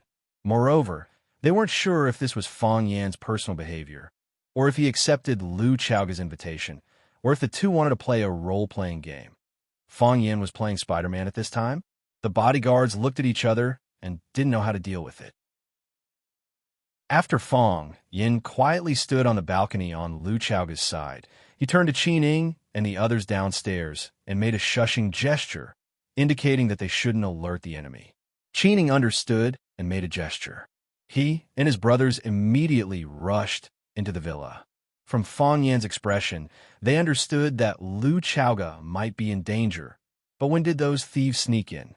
Could it be that there were still loopholes in their defense downstairs? This was simply impossible. Fang Yin stood on the balcony and reached out to push the floor-to-ceiling window. Lu Chaoga's awareness of security was very good, and the floor-to-ceiling window was locked from the inside. Of course, such a small problem wouldn't be difficult for Fang Yin. He broke a small branch from the flower pot above the railing and picked at the lock. Pa! There was a crisp sound, and the window lock had been opened by Fang Yin. At the same time the door lock was opened, Fang Yin had rushed into Lu Chaoga's room at lightning speed. Don't move, Fang Yin shouted sternly. Lu Chaoga didn't move, but Fang Yin didn't move either. He looked at the scene in front of him and stood there dumbfounded. Things didn't seem to be what he imagined. Chapter 519. Lu Chaoga really didn't move, because she couldn't move at all. Lu Chaoga usually paid great attention to her health and had a good habit of sleeping early and waking up early. But for some reason, Lu Chaoga felt uneasy tonight. She had a feeling that something big was going to happen, especially when Fang Yin didn't come back until midnight and didn't call to inform her. This made Lu Chaoga especially worried. She knew how dangerous Huaqing was at the moment. She also knew that Jiang Junling was guarding Huaqing and wouldn't leave for a while. She wanted to call and ask, but she felt that it might disturb Fang Yan's work. So after dinner, she lay on the sofa in the bedroom and read. She was halfway through a novel when she realized that it was already midnight. She closed the novel and put in a pool of water to soak for a while to relieve her fatigue. Perhaps after soaking in the bath, his irritation would disappear, because Lu Chaoga's right hand had been pierced by someone and was now in the recovery stage. In Fang Yan's words, the right hand must never touch water. So, soaking in the bath was not an easy thing for Lu Chaoga. She needed to wrap the injured hand in a plastic bag and then lay in the bathtub and put the arm on the edge of the bathtub. Halfway through the bath, she heard the sound of a car engine coming from the courtyard. She knew that Fang Yin was back, and her mood improved a lot. She heard Fang Yin go upstairs and Fang Yin pass by her bedroom door. She knew that Fang Yin wouldn't knock on the door and come in, so she didn't have any expectations. When she got up from the bathtub and was about to wipe her body and go to bed, her feet slipped and she fell to the ground. Pain. Her knee hurt, her arm hurt, and her whole body hurt. If it weren't for her perseverance, she would have been tearing up. Lu Chaoga lay on the ground for a while until the pain in her body subsided and she regained the strength to move her hands and feet. Only then did she prepare to get up from the cold ground. She couldn't exert force with one hand, and her other arm didn't have much strength because of the injury. Just as he propped his upper body up, his palms slipped and his body fell to the ground again. This time, he only landed on his chest. but it was even more painful. The pain was excruciating. Although there were 2 lumps of soft flesh in front of her chest to cushion the pain, soft flesh was still flesh, and soft flesh could still hurt. She felt that the 2 lumps of fat were no longer hers, and she had a strong urge to cut them off and give them to someone else. This time, Lu Xiaoga's tears really fell down. She had never thought that being hit in the chest would hurt so much. Even when that lady boy pierced his palm with a dagger, it wasn't as unbearable as this, right? After shedding a few tears, Lu Xiaoga began to think about her next move. She couldn't keep lying on the ground. Not only would it aggravate her injury, but the floor was cold, and it was very likely to make her sick. She felt pain all over her body. One of her hands couldn't be used, and the other couldn't be used either. Even her chest couldn't be used anymore. Otherwise, her body could be propped up. What should she do now? Call for help. The nanny lived on the 1st floor. If she called for help, she might alarm the whole courtyard, including Fang Yin, who lived in the next room. However, in her current situation, she couldn't get up to make a phone call. If she could make a phone call, she didn't need help. Ask for Fang Yan's help? That was even worse. She just got out of the bathtub. Except for the shower cap on her head and the plastic bag tied to her hands, she could be said to be naked. In such a situation, how could she ask Fang Yin to come in and help? She was afraid that the more he helped, the worse it would be. When Lu Xiaoga was in a dilemma, Fang Yin appeared at the door of her room as if he had sensed it. When Fang Yin asked her if she had slept, her whole body tightened, and her face was burning, as if she was standing naked in front of Fang Yin and being peeped at by him. She was worried that Fang Yin would suddenly barge in after knowing that she was in trouble. So she hurriedly said that she was fine and asked Fang Yin to hurry back to sleep and not care about her. But she didn't know that the more she acted like this, the more suspicious Fang Yin became. Since the last time Lu Xiaoga was kidnapped by Qiang Long Tan, everyone raised her safety to the highest level, especially Fang Yin. He would not allow Lu Xiaoga to encounter even the slightest danger. After he misunderstood Lu Xiaoga's words, he naturally tried to find out what was going on. It would be best if he could attack the gangsters by surprise. They were indeed caught off guard. However, it was Lu Xiaoga and Fang Yin themselves who were caught off guard. Lu Xiaoga's mouth was wide open and her head was slightly raised. For a moment, she didn't know how to react. And Fang Yin was even more shocked. This was completely different from what he had imagined. Where were the gangsters? Where the hell were the gangsters? Where did they hide? Fang Yin wanted to crawl under the bed and check to see if the gangsters were hiding. Therefore, the second Fang Yin came in, Lu Xiaoga and Fang Yin maintained such an extremely strange posture. Lu Xiaoga's naked body was lying on the floor. Her smooth and jade-like body was covered with water droplets. Her plump buttocks, those curvy curves. Fang Yin could only keep swallowing his saliva, one mouthful after another. He didn't know why he suddenly felt so thirsty. The first person to react was Lu Xiaoga. Lu Xiaoga simply put her face on the floor and didn't dare to look at Fang Yin's eyes. She hurriedly said, "I'm fine, you go out." Fang Yin nodded and said, "You're really fine. Then I'll go out first." After that, Fang Yin turned around and walked toward the balcony. He had just jumped over here, so he had to jump back out of habit. Seeing that Fang Yin really turned around and left, Lu Xiaoga's mouth opened and she didn't know what to say. Is he really going to leave like this? If he just leaves like this, will I have to lie on the floor for the whole night? Fang Yin finally thought of this problem. When he thought of this problem, Fang Yin had already jumped to the balcony of Lu Xiaoga's bedroom and was about to jump over to his side. Because he thought of this problem, Fang Yin jumped down for the balcony again. He rushed back to Lu Xiaoga's room like a gust of wind. Without saying goodbye to Lu Xiaoga, he bent down and reached out to pick up Lu Xiaoga from the floor. He threw Lu Xiaoga's body on the big bed and pulled a quilt to cover her body. Only then did he feel a little relieved. He still liked Lu Xiaoga with clothes on. Fang Yin finally had the courage to look at Lu Xiaoga and said, "Are you okay?" "I'm fine." Lu Xiaoga wanted to bury her head in the quilt. The scene just now was too embarrassing. Although she was lying on the floor at that time, it could be imagined that when Fang Yin picked her up from the floor, he must have seen her back. In all honesty, Fang Yin really didn't peek. It wasn't peek, it was openly looking. After all, If you don't use your eyes to find the target, how can you pick someone up from the floor? You're fine after falling like this? You didn't even call me? If I didn't barge in, were you going to lie on the floor for the whole night? Fang Yin said with blame. Lu Chaoga was speechless.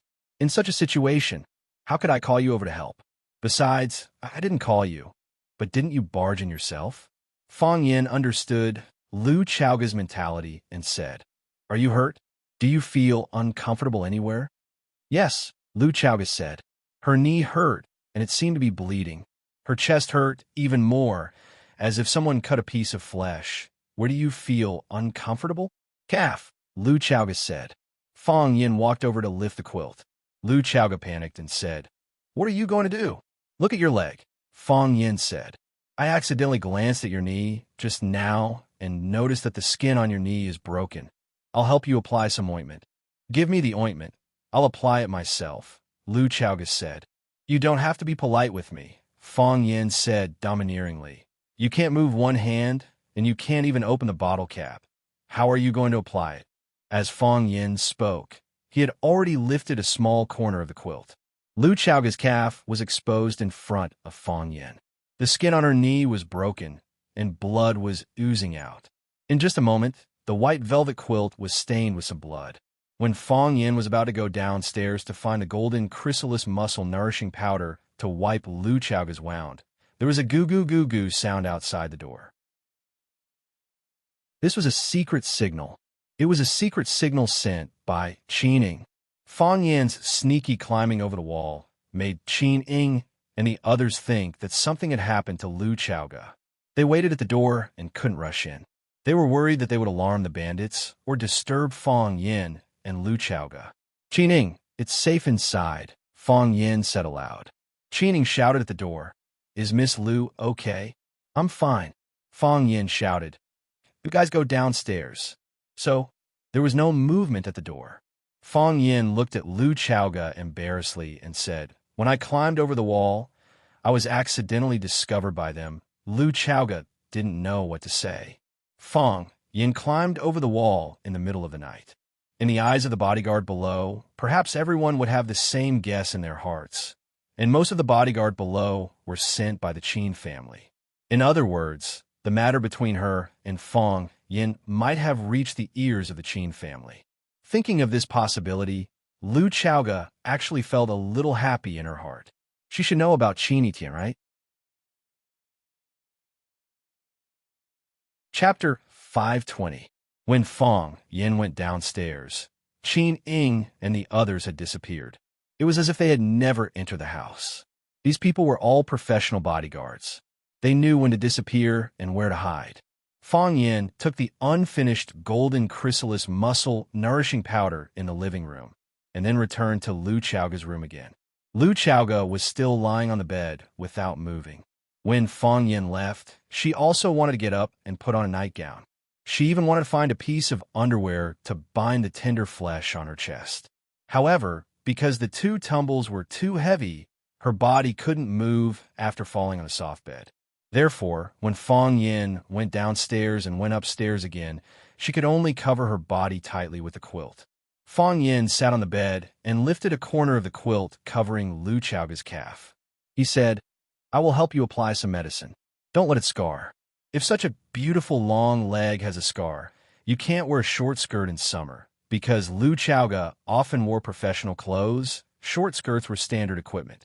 When she wore a short skirt with silver, white, black, coffee, or plaid stripes, the charm of a mature woman could be fully displayed. When Fang Yin met her for the first time, although he felt that this person's character was very arrogant, he knew that she must not be a bad person. How could God be willing to let a bad person look like this? Hearing Fang Yin praise her beautiful legs, Lu Chaoga's heart was sweet. Thinking that she was completely naked now, as long as he lifted the quilt a little bit, the most private part of a woman would be exposed to Fang Yin. Lu Chaoga couldn't help but clamp her thighs. Her face was red, and her eyes could drip water. She had to think about a problem. If Fang Yin really did that kind of thing, should I push him away angrily or slap him first and then push him away angrily? If she did that, wouldn't he feel embarrassed? Would their relationship fall into an impasse in the future? Would Fong Yan's heart, which had just opened a gap, close again?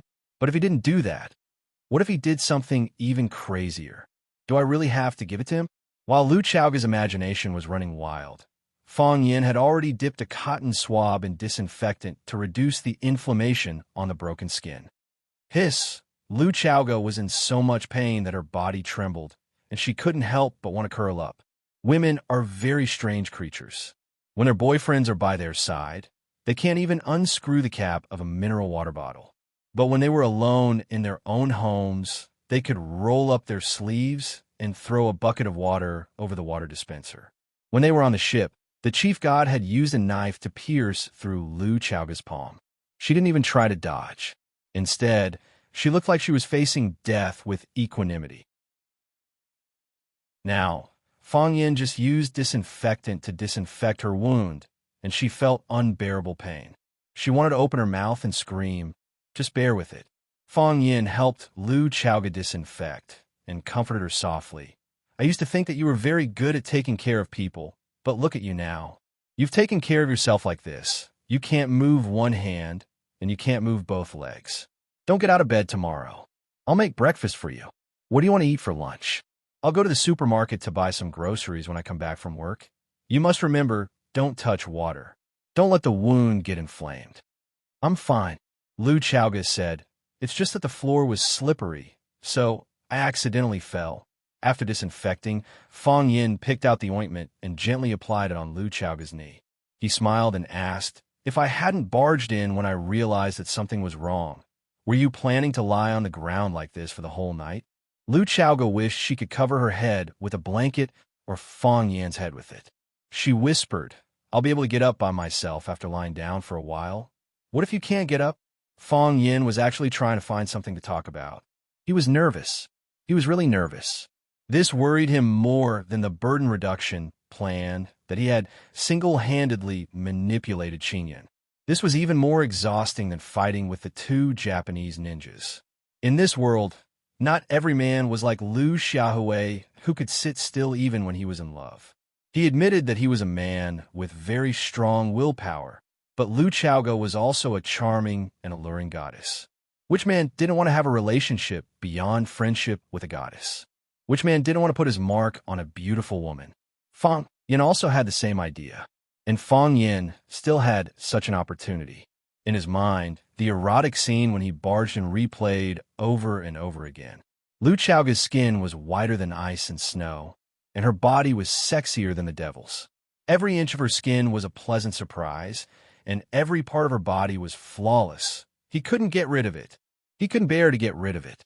He knew that he could do a lot of things. He only needed to lift the blanket on Lu Chaoga a little bit, and then a little bit, and then he could lift it up to Lu Chaoga's neck. If he said that he wanted to help check other parts of Lu Chaoga's body to see if there were any injuries, she shouldn't object, right? After all, he did it out of sincerity. Lu Chaoga, who was lying on the bed, was a pile of dry firewood. Fong Yin, who was carefully helping Lu Chaoga apply the ointment, was a raging fire. Fong Yin only needed to move his body closer and make a slight reaction, and he could make that pile of dry firewood burn. Bring light and warmth to a woman. Wasn't this the mission of a flame? However, Fong Yin just couldn't open his mouth to let her know that he couldn't do it and let her shout, "It's so hot." Fong Yin wiped the sweat on his forehead with the sleeve of his robe and said with a smile, "Isn't the atmosphere in the room too intimate?" "I'm not intimate," Lu Chaoga said. She was also very hot. Not only was her body hot, but she also had to cover her hot body with a very warm mattress. "No?" Fong Yin was stunned and said, "Maybe the weather is getting hotter. Autumn in Huacheng is like this. It's the same as summer in the north." Lu Chaoga replied with a and didn't say anything else. Fong Yin didn't say anything else and just focused on helping Lu Chaoga apply the ointment. Every time he applied the cool ointment, Lu Chaoga's body would tremble slightly. Sometimes Fong Yan's fingers accidentally touched Lu Chaoga's body, and Lu Chaoga's body would tremble even more intensely. When the passion was at its peak, just a glance could make one orgasm. Fong Yin applied the ointment on both of Lu Chaoga's knees that were scratched, and then carefully wrapped them with gauze. It's done, Fang Yin said with a smile. After finishing the work at hand, there was actually a faint regret in his heart. In the future, he would never have the chance to look at Lu Chaoga's thighs so openly, nor would he be able to gently touch them with his fingers. He couldn't let someone fall every day, right? Although Fang Yin did have the ability to do so. However, with Lu Chaoga's physique, if she fell too many times, wouldn't she become disabled? Lu Chaoga replied with another This sound was like a moan coming from her throat. Fang Yin looked at the motionless Lu Chaoga lying there and asked softly, "Is there any other place?" Worried that Lu Chaoga would misunderstand, Fang Yin quickly explained, "What I mean is, do you feel uncomfortable anywhere else?" "I'm fine," Lu Chaoga said. Fang Yin felt a bit regretful in his heart. How could you be fine? So, Fang Yin put the ointment, gauze, scissors, and other items on the bed into the medicine box. He carried the box and got up from the bed and said, "Then you have a good rest. I'm going back to sleep." Lu Chaoga replied in a low voice. Fang Yin smiled and carried the medicine box to leave. He reached for the doorknob and was about to open the door to leave when Lu Chaoga suddenly called out, "Fang Yin." Fang Yin's body was shocked, and he asked softly, "Is there anything else?" "I want to drink water," Lu Chaoga said.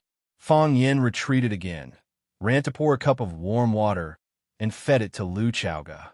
When Lu Chaoga drank the water, the way she looked at Fang Yin was very strange. Fang Yin didn't understand and thought, "Did she see through my wretched thoughts?" After returning to his room, Fang Yin was still thinking about the deep meaning in Lu Chaoga's eyes.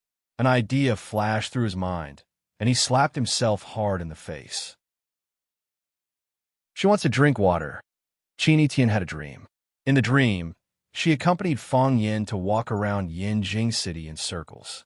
They walked past the red walls and white tiles, the streets and alleys, the majestic Xuanwu Gate, and the dilapidated and heavy bell tower.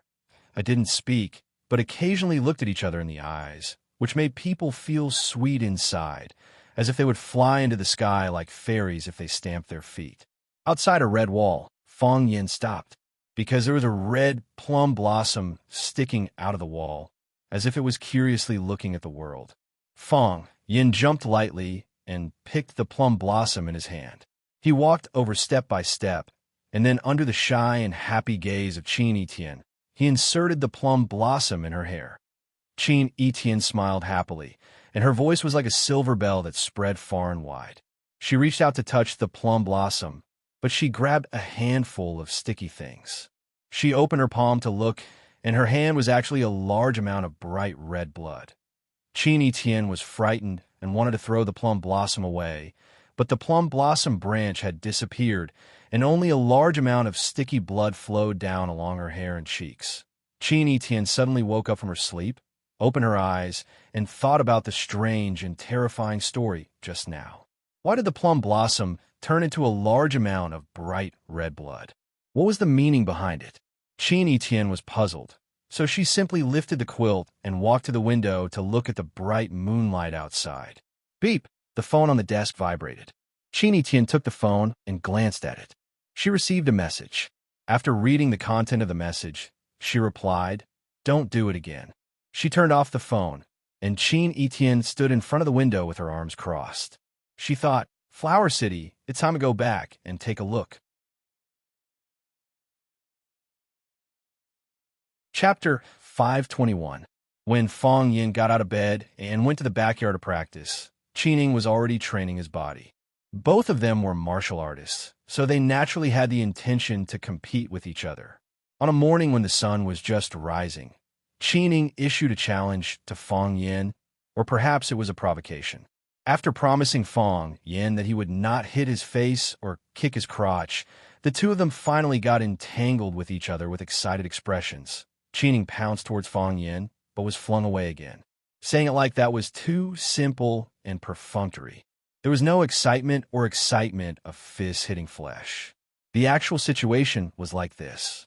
Qining pounced towards Fang Yin with a ferocious tiger, catching its prey. Fang Yin's body was like a willow in the wind, like duckweed in the water. When drunken crane rides the wind was displayed. Qining had no way of touching his body. Qining threw more than 10 punches and kicked more than 20 times. After being spun around a few times by Fang Yin, he finally lost his patience and roared, "If you have the ability, fight me with real bullets." Thus, Fang Yin used a drunken crane grabbing worms to grab Qining and throw him away. Qining flew far away and lay on the ground for a long time, unable to get up. From then on, Qining woke up every morning to train with Fang Yin. Learning from others despite being ashamed, it could be considered as an improvement.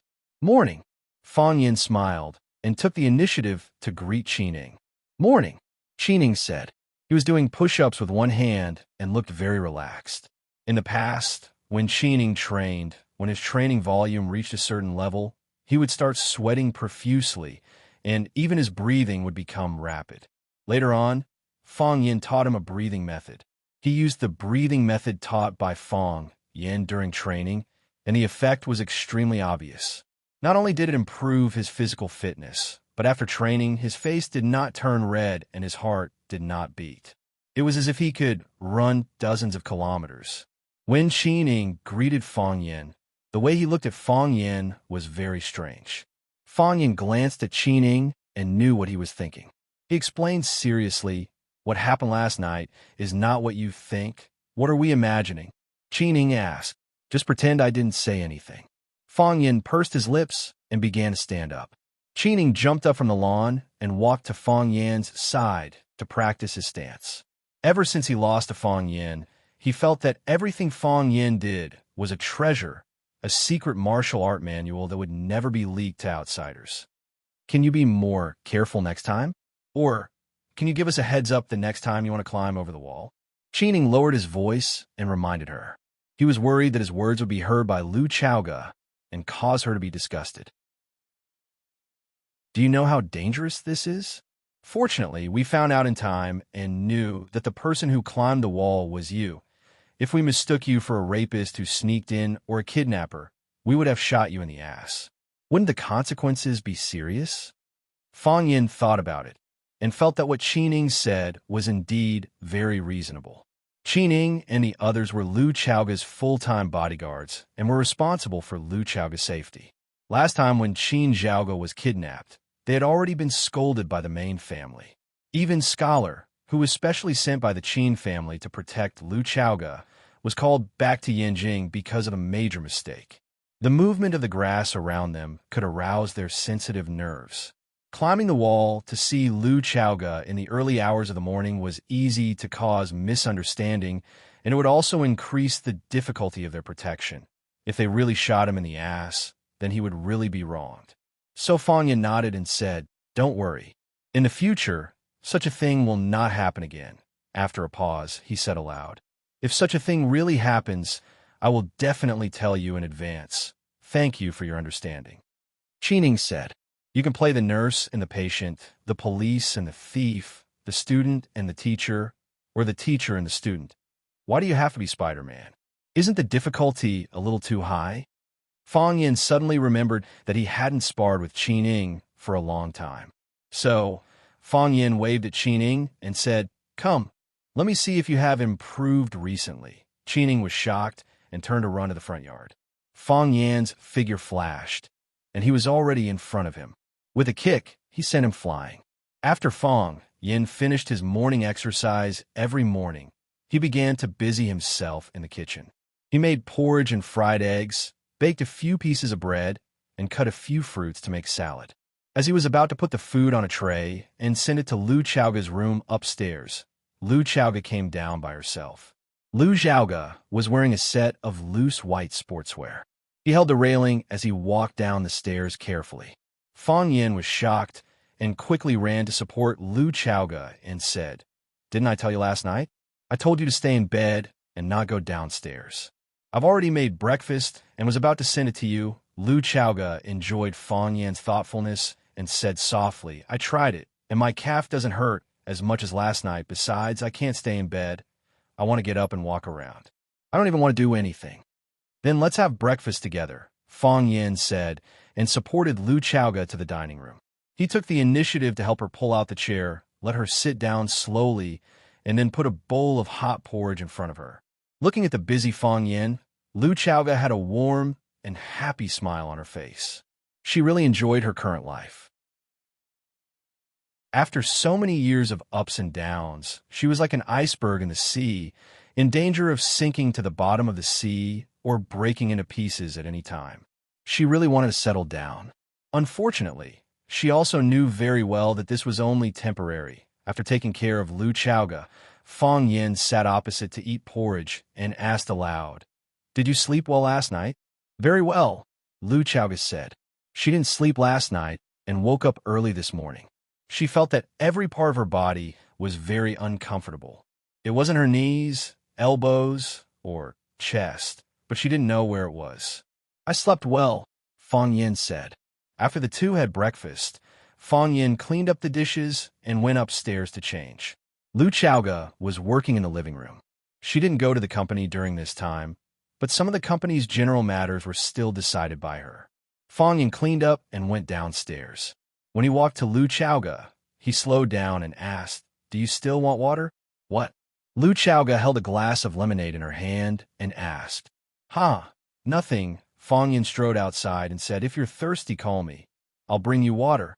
When Fong Yin appeared at his work again, he found that the problem today was more serious than before. The table was full of flowers. Baldy and the other two colleagues looked at him as if he was a god, as if it was their first time meeting him. These flowers. Baldy pointed at the flowers on the table and the bunch of flowers on the table that couldn't be placed on the ground and said, "They're all for you." Before Fong Yin came, Baldy and Zheng Yong had carefully identified the flowers. None of these flowers were for them. Not a single one. Why are those children so lacking in manners? "Clean them up," Fong Yin said with a frown. He didn't like this situation. He didn't want to attract attention. He just wanted to be a quiet security guard. If he became the focus of the school again because of his outstanding performance, then he could only give up this job. What he needed wasn't these flowers and girls' pursuit. What he needed was to find a place where he could clear his mind and let his hostility dissipate so that he could study the heart of Tai Chi. The reason why he left Swallow Dock and Yinjing was because he knew that Rosefinch Secondary was such a place. And the last time he revived the heart of Tai Chi, it was also from this place. Talk to those students? It shouldn't have any effect. He had such an experience before.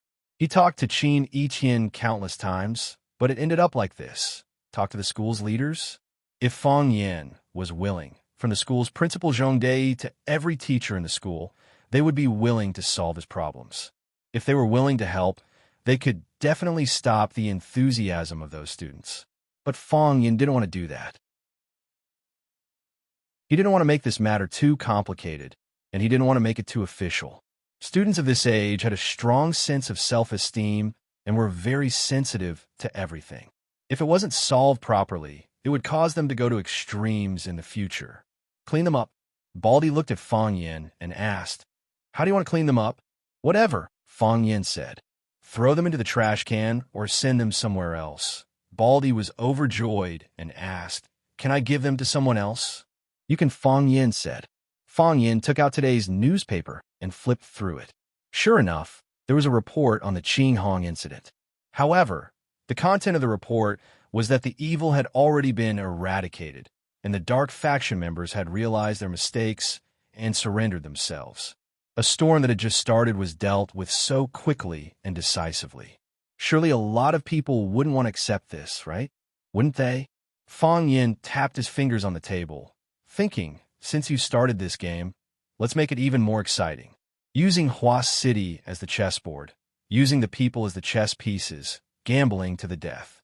Fong Yin closed the newspaper in his hand and said, "I'm going out for a walk."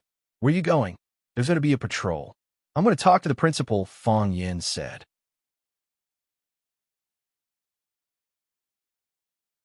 Chapter 522. Fong Yin didn't want to go to the principal's office to talk to him.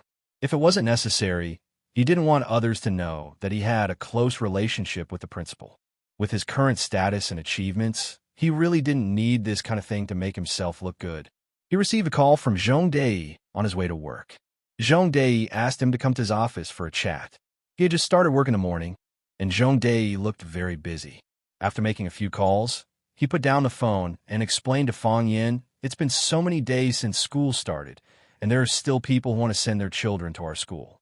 Some of them are rejected directly, and some of them can't be rejected directly, so I have to make a phone call to explain.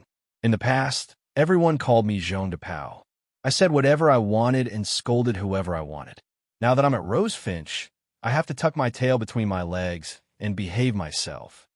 Fong Yin smiled and said, "A selfless heart is the greatest blessing in the world. Principal Zhong has a selfish heart now." "Yes, I have a selfish heart now."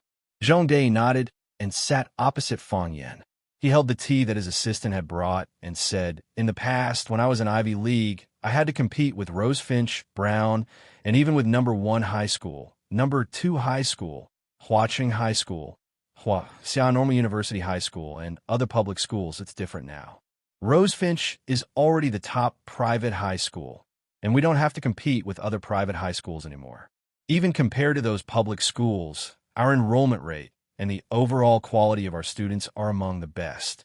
The more this is the case, the more careful I have to be, and the more I have to tuck my tail between my legs." Zhong Dei took a sip of tea and said, "I like the phrase 'dare to be the first in the world,' but I have to admit that the bird that stands out is more in line with our current situation. Our Rosefinch Secondary is the best private school in Huaqing, and we have the intention of expanding to the whole country. At this time, we have to be more careful." "Principal Zhong, I'm sorry." Fong Yin smiled and said, "Who asked you to be so capable? I invited you here to suffer."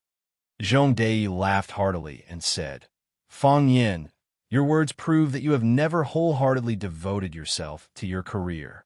If he was doing something he dreamed of doing, how could he feel that it was hard? When you were a teacher at Rosefinch Secondary, you single-handedly promoted the reform of Rosefinch and even the entire Huaqing language system. You put in so much time and energy. Did you think it was hard at that time?" "I won't." Zhong Dei waved his hand and resolutely said, "I'm willing to do what I like, no matter how tiring it is.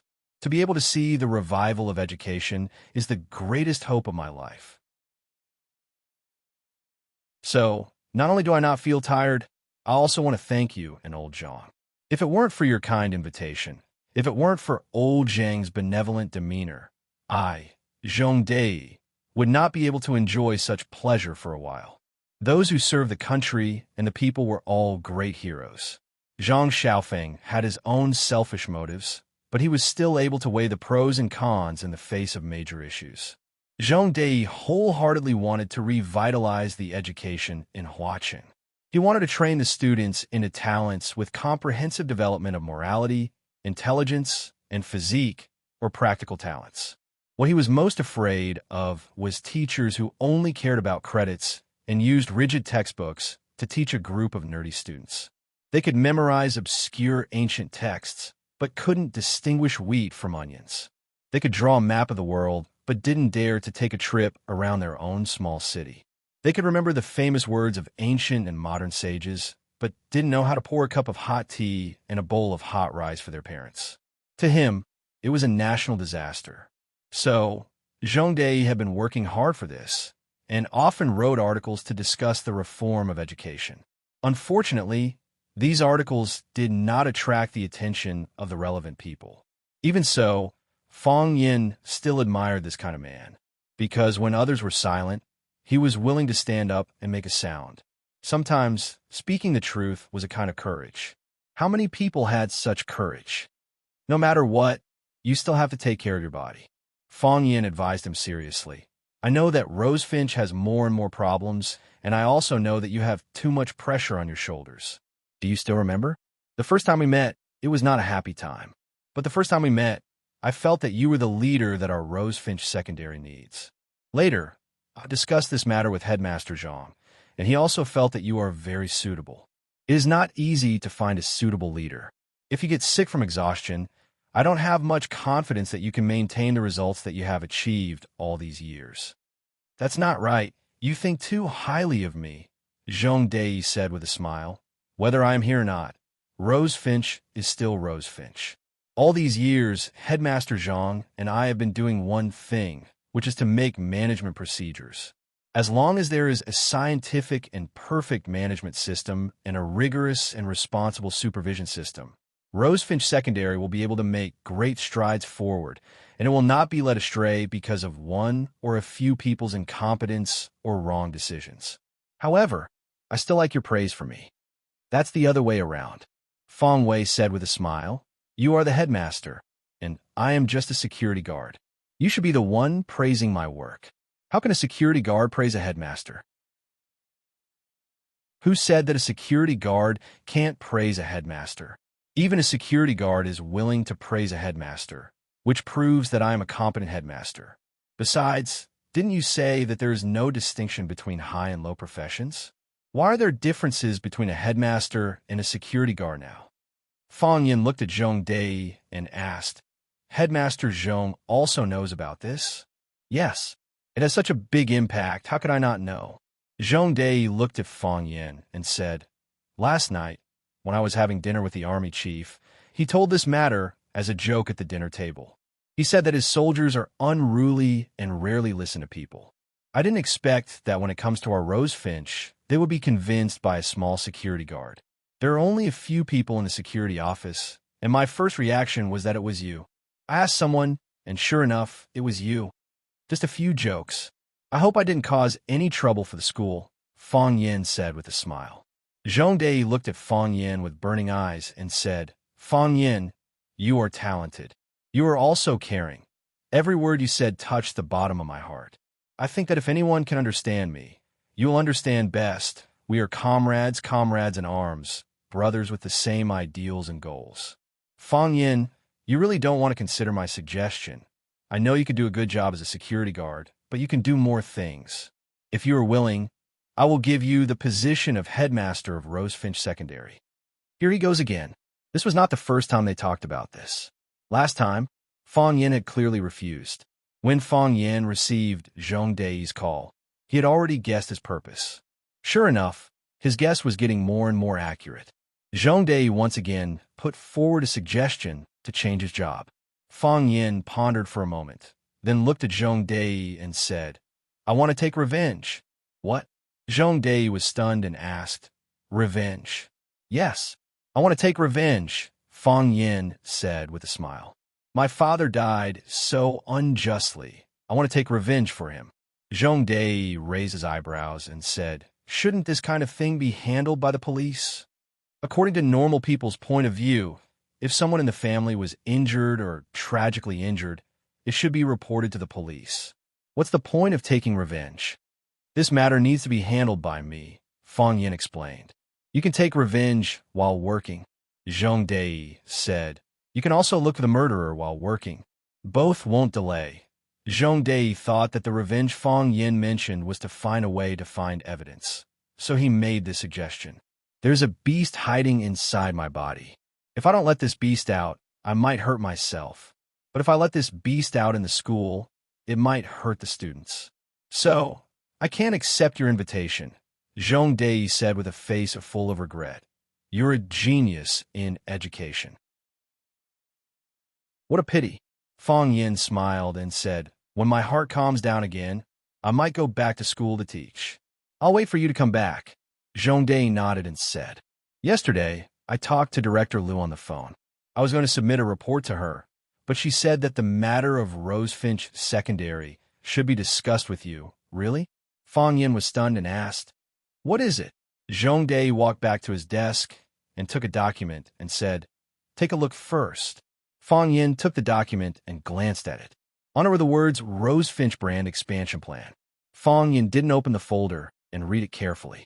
Instead, he looked at Zhong Dei and asked, You mean to build a branch campus? That's right. Zhong Dei smiled and nodded.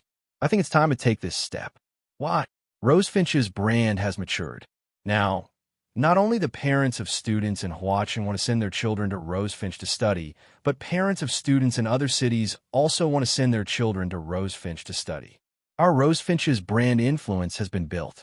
Rosefinch's reputation is well known, and Rosefinch Secondary School can't accommodate so many people.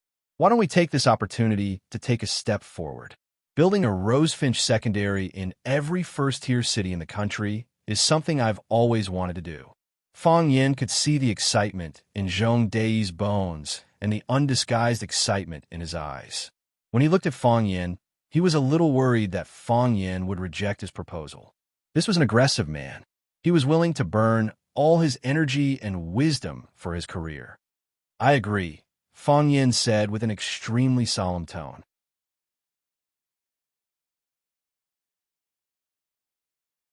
Chapter 523. What? Lian almost jumped out of her seat. Why is there a traffic jam? Lian couldn't be bothered to flirt with her daughter anymore. She pressed down on the window and looked at the long line of cars in front of her. She said angrily, "The traffic of a city represents the level of governance of the city." The traffic jam appeared out of nowhere. It proves that the leadership of the city is not good enough. Because she was too anxious, Li Yun could only vent her anger on the city manager. Li Yun looked at her watch. There were only 20 minutes left until the signing ceremony. They were going to report to the media about the signing ceremony of the 3 companies. She was the person in charge of Huaxia Investment Group. She could be said to be the main organizer and initiator. If she couldn't get to the venue in time, what would happen to the signing ceremony? Should he postpone the time or find someone else to stand up and replace him? If she delayed it, the auspicious hour would be missed. The old master of the Lan family still believed in these supernatural things. He had specially asked a master to look at it. Finding another person to stand up and sign on his behalf, although it was just a statement, the people outside would interpret it differently. Everyone knew that Jiang Julio's Longtu Group had the unconditional support of the Jiang family and the limited cooperation of the Lan family. If the Jiang family didn't appear in the signing ceremony jointly organized by the 3 families, how would others view Jiang Zhulu? How would they view the Jiang family? Or rather, how would they interpret the relationship between the 2 families? Lian glanced at the assistant in the front passenger seat and said, "Jiang Shifeng, go out and see what's going on." "Yes, madam." The man in glasses got out of the car and walked forward quickly. Soon, Jiang Shifeng went back to the front passenger seat and said, "Madam, they said there was a car accident in front. A few cars had a series of collisions." "Oh my God." Li Yun touched her forehead. If it was a normal traffic accident, they might be able to pass after waiting for a few minutes. However, if it was a series of collisions, the situation would be very troublesome.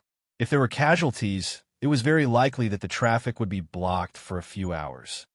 "Jiang Shifeng, call the mayor of Huaqing," Li Yun said. "Ask them to solve this problem immediately." "Madam, I'm afraid we don't have enough time," Jiang Shifeng reminded. "Even if Mayor Zhang calls the traffic police to deal with it, we won't have enough time." "Are there any other routes?" Li Yun asked. "There's a subway line that can reach it," General Shifeng said. "Get out." Before Li Yun could finish her sentence, she was the first to open the door and jump out. Shangxin and Shifeng followed closely behind. They did not dare to let Li Yun squeeze into the subway alone. Looking at the dense crowd in front of her, Li Yun felt a little dizzy. She had never squeezed into a subway before. She thought that by buying a ticket, she could quickly wait for a train, and then the train would rumble forward with them. That wasn't the case at all right? All the ticket vending machines had long queues, and all the ticket booths were overcrowded. It would take at least a few minutes to get a ticket. However, in this world, things were easy with money. The young men who blocked Shifeng took out a few bills from their pockets and handed them over, saying, "Young man, we are in a hurry.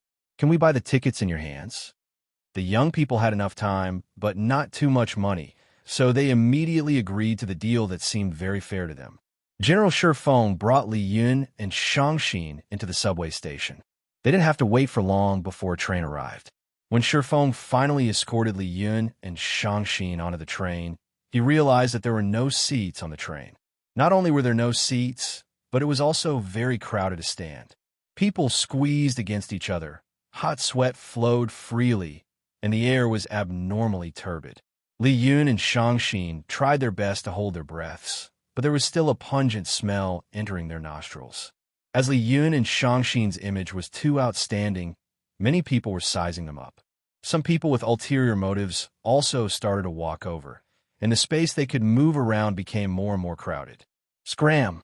Jiang Shangxin suddenly shouted. A long-haired man standing in front of Jiang Shangxin glared at her angrily and scolded, "Wretched woman, who are you asking to scram? Do you think that this subway belongs to you? Others can only get on if you allow them to. Others can't get on if you don't allow them to. You know what you have done? Do you believe that I will cripple your dirty hands if you dare to touch me again?" When had Jiang Shangxin ever suffered such grievances? Not only was she taken advantage of, but she was also insulted and disgusted. Her anger surged. "I broke you? I think you're the one who touched me, right? I can tell from the way you dress that you are a mistress of some man. I can tell that you're a green tea B*TCH. I know women like you the best. You're debauched to the bone, but your heart is very empty. You pounce on handsome men when you see them. Don't lean on me if you're so capable. Tell me what you said one more time, will you? When did I look at you? I feel disgusted when I see you. Do you like to hear it? If you like it, you can repeat it 100 times. I can tell that you are." Bam! Jiang Shangxin kneed the crew cut. The crew cut howled and fell to the ground with his hands on his stomach. Wow! Seeing that Jiang Shangxin had kicked him without saying a word, the people around him immediately dispersed. The perverts who were dilly-dallying on Jiang Shangxin's body were gone. The suffocating and narrow space had increased by a few times. Even the air they breathed felt much fresher. "Help, I'm going to die. Call the police. I'm going to die." The long-haired man rolled on the ground and shouted. "Idiot!" Jiang Shangxin scolded him with a look of disdain. Beating up a sex maniac wasn't a big deal to her. Jiang Shangxin guarded Shifeng by Li Yun's side and avoided the perverts who dared to touch his big boss. However, he had to take good care of his boss's daughter. He stared coldly at the long-haired man who was lying on the ground and took out his phone to make a call. They were only 3 stops away from the Longtu building. They reached their destination very quickly. When they alighted, the long-haired man tried to stop them but was pushed to the ground by Shifeng. When the long-haired man tried to get up again, 2 police officers ran over and caught him. Shifeng looked at the 2 police officers and said, "I don't have much time to explain. You can check the surveillance footage in the car, and you will know the situation. This is my name card. You can contact me anytime." After he finished speaking, he quickly chased after Li Yun and Jiang Shangxin, who were already in front of him. The long-haired man was dumbfounded. He looked at the 2 police officers and smiled. "Police officers, who did I offend? How would I know who you offended?" The middle-aged police officer said angrily, "I only know that Bureau Chief Wang from the municipal police station called Bureau Chief Lin and asked us to come over to handle a molestation case." "Police officers, this is a misunderstanding. I didn't stand properly and touch the woman's breasts. I didn't do it on purpose. You know that such things can't be avoided in a car." Li Yun's phone rang again after they got out of the subway station. Li Yun took a look at the caller ID and answered the call immediately. She smiled and said, "Jiang Ling, what's the matter? Fourth aunt, have you arrived? I was stuck on the road just now. They said that there was a series of collisions in front. I had no choice but to leave the car and take the subway here. I will reach Longtu building in a few minutes." Li Yun explained, "Have you received the military order? I was stuck on the road." Jiang Junling said, "You can start first. Don't wait for me." "Okay, I will sign with them first." Li Yun smiled and said, "Jiang Ling, you don't have to rush. It won't delay anything." "Thank you, fourth aunt," Jiang Junling said. After hanging up the phone, Li Yun said to Jiang Shangxin, "Fortunately, we arrived in time. I wanted Jiang Junling to come forward and sign on our behalf. I didn't expect him to be stuck on the road, too. Someone from the Jiang family has to step forward for this signing ceremony. So annoying." Jiang Shangxin said unhappily, "Those people are so uncultured." All right. Li Yun comforted her and said, "The world is so big and full of strange things. There are good people and bad people. This is a matter of course. You usually have a luxurious car and a clean foot. You have been away from society for too long. To many people, what you encountered today is not a problem at all." They crossed the pedestrian bridge and walked towards the majestic Longtu building. Just as they reached the entrance, they saw a group of workers in Longtu uniforms gathering in their direction. The security guards of Longtu building were running out and getting ready to chase these people out. However, These workers were very cunning. They chased after them and came back again when they stopped. Both parties were playing hide-and-seek. The reporters who were waiting for the signing ceremony to begin in the hall got the news and came out to film this scene. Li Yun's heart skipped a beat. She finally realized that perhaps all natural disasters were man-made disasters. From the inexplicable series of collisions to the workers gathering to create trouble, it was all secretly planned by someone. Someone didn't want the three parties to cooperate and wanted to smear layers of dog **T on their faces.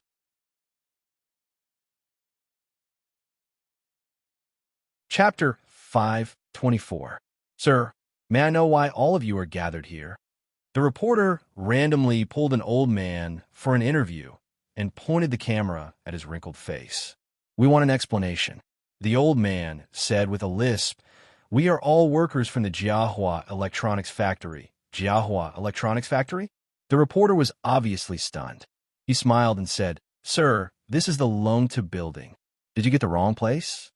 We didn't get the wrong place. We were looking for Longtu Corporation. They were the ones who bought over the Jiahua Electronics Factory and used a fake contract to buy out all of us old workers.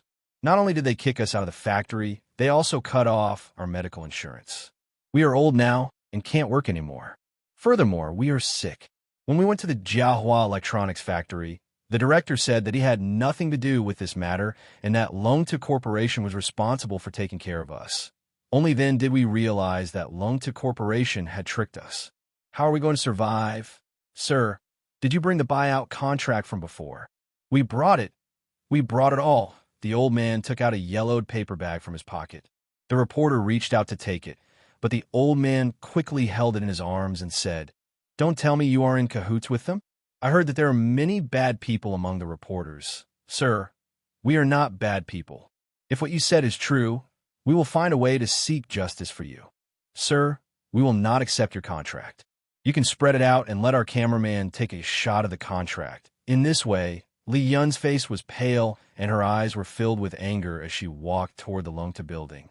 After Shangxin took a look at the contract from another worker, she quickly caught up with her mother, Li Yun, and said, "The Zhang family's acquisition of the Jiahua Electronics Factory back then was indeed dishonest. However, one party was willing to take the hit, and the other party was willing to take the hit.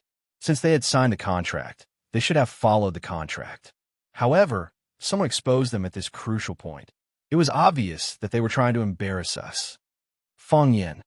Li Yun gritted her teeth and shouted this name. In Huacheng, only Fang Yan dared to go against them.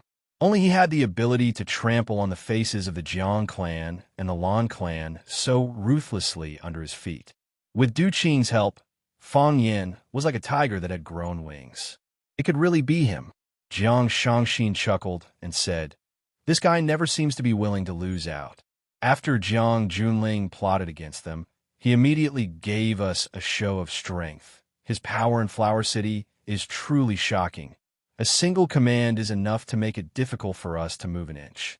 Hearing her daughter's words, Li Yun's heart sank even faster. He didn't go directly to the conference room where the signing ceremony would be held. Instead, he took the elevator to Jiang Zhulio's office. Jiang Zhulu came out and said with a serious expression, "Mom, did you see everything?" "Yes," Li Yun said expressionlessly. "Zhulu, what do you plan to do?" "I've already asked the group's legal department to negotiate with them." Jiang Zhulu invited the three of them to his office to rest. After the secretary served tea and left, Jiang Zhulu said, "But for them to jump out at this time, they're definitely not here with good intentions. I'm afraid that they will demand an exorbitant price. We were stuck in traffic on the way here." Li Yun said. They said that there was a series of car collisions ahead, and because they were afraid of delays, they had to take the subway to rush over. The military order is still stuck on the road and won't be here for a while. They asked us to start first and not wait for him. Zhang Zhuyo's expression darkened, and he said fiercely, "The Lan clan called just now. They said that they were also stuck on the road. I'm afraid that they won't be here for a while." Fang Yin has started to retaliate. Otherwise, how could it be so coincidental? Damn Du Qing. Yes, Li Yun said. Fang Yin has started to retaliate. Only he has such capabilities and guts. Jiang Zhulu sneered and said, "It's hard for him to stop the three of us from joining forces, so he can only use such underhanded methods to obstruct us and create some difficulties for us. To embarrass himself. Is this just some underhanded methods?" Jiang Shangxin said with a cold expression. "We were stuck in the middle of the traffic, and we had no choice but to abandon the car and take the subway. We were molested on the subway, and even called the police for help. Just as we walked to the entrance of Long Tu building, we saw the workers protesting against Long Tu's previous overbearing contract, and the reporters were fighting to report on it. If this matter isn't handled well, Long Tu Group's reputation will be tarnished. If we want to settle this matter properly, we have to satisfy those workers' exorbitant demands. If we satisfy them, what about the other workers?" Today, dozens of workers gathered at the entrance of Long Tu building to protest. If your legal department agrees to their harsh conditions today, there will be thousands of people gathering at the entrance of Long Tu building to protest tomorrow. Is this trouble just a small trouble to you?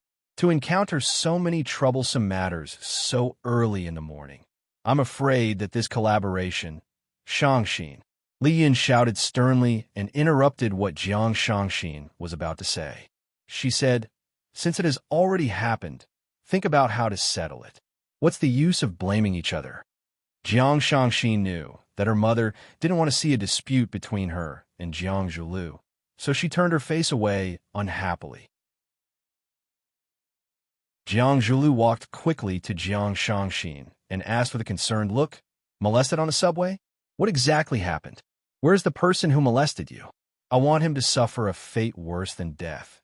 Li Yin took a look at Jiang Zhulu and said, "All right, Zhulu, the matter is already passed. We have already called the police, and the police will punish him. What we need to do now is to settle the matter that happened right under our noses." Jiang Zhulu looked at Jiang Shangxin with a pitiful gaze, then turned around and said to Li Yun, "I will call the Lan family again. No matter what, the signing ceremony must be held as per normal." Li Yun raised her wrist and looked at her watch. She said, "The previously confirmed time has already passed. Let's see when they will be able to rush over. Let's choose another time." Jiang Zhulu immediately called the Lan family's representative. Lan Ling informed him that they would need another half an hour to rush over, and he apologized repeatedly over the phone. Jiang Zhulu comforted Lan Ling, hung up the phone, and said to Li Yun, "Let's sign at 11:30. We are fine with it." Li Yun frowned and said, "Get the assistant to give each of the reporters a red packet. Make it bigger and say more nice things. Also, get someone to call the media leaders who came today and ask them not to report negative news about Long Tu Group. Report more positive news." "I understand." Jiang Zhulu nodded and said, Fang Yin knew about the Long Tu Group's misfortune, and he knew that this was Du Qing's doing. As a veteran local tyrant in Huacheng, it was very easy for him to make Jiang Junling and the rest suffer. It was too easy to cause a traffic jam. Once they knew the exact time of the signing ceremony, they could get their underlings to find out the route that the important figures of the Lan family would be driving on, and then create some trouble at key locations. These little tricks couldn't hurt anyone, but they were enough to disgust people. Furthermore, it made it hard for people to vent their anger and anger. Everyone would feel very uncomfortable if such an incident happened on such a joyous day. The real killer move was still the trouble caused by the employees of Jiahua Electronics Factory. No matter how Jiang Zhulu and the rest solved this problem, they would only be losers. If they compensated those troublemakers, what kind of compensation would be given to the other factories that were acquired and the existing workers? One had to know that Long Tu had set up quite a number of contract traps for its expansion in the past few years. Those workers couldn't see it themselves, but Fang Yin and Du Qing didn't mind stepping up to be angels who took pleasure in helping others. If they refused to compensate those troublemakers, the overwhelming news from the media would make them infamous. The sharpest tool to kill wasn't the knife, but the brain. Of course, most people couldn't use the second tool well. When Fang Yin drove back, he kept feeling that a car was following him. He turned east, and the car followed him. He turned west, and the car followed him. Fong Yin drove towards the Pearl River area. After parking the car by the Pearl River, he went straight to a tea house by the river. Shui Wu Sha Tea House. Fong Yin chose a table near the window and ordered a pot of Dongting Biluakan tea. Not long after, a beautiful woman walked over, pulled out a chair, and sat opposite Fong Yin. The woman looked around and said with infinite grievance, "Aren't you supposed to treat me to a meal? I'm hungry, I can't drink tea. I promised someone that I would go back for a meal." Fong Yin said, "So I can only treat you to tea. Lu Chaoga?" The woman chuckled. "I heard that you're living a comfortable life in Huaqing. You're even playing the game of keeping a mistress?" Fong Yin held the teacup and drank the tea, saying, "My life is all right. If you think I'm a mistress, I'm indeed being kept in a mistress house." The woman giggled, her delicate red lips exuding a fatal charm. She played with her slightly curly hair with one finger, looked at Fong Yin sitting opposite her, and said, "You really don't know your place. What kind of mistress are you? Lu Chaoga is the real mistress. You and Lu Chaoga flirting and watching. Aren't you afraid that the Yi girl will be jealous?" Fong Yin thought about it, then said, "She won't be jealous. Liar." The woman sneered. "In this world, there are only women who don't love you. Which woman won't be jealous?"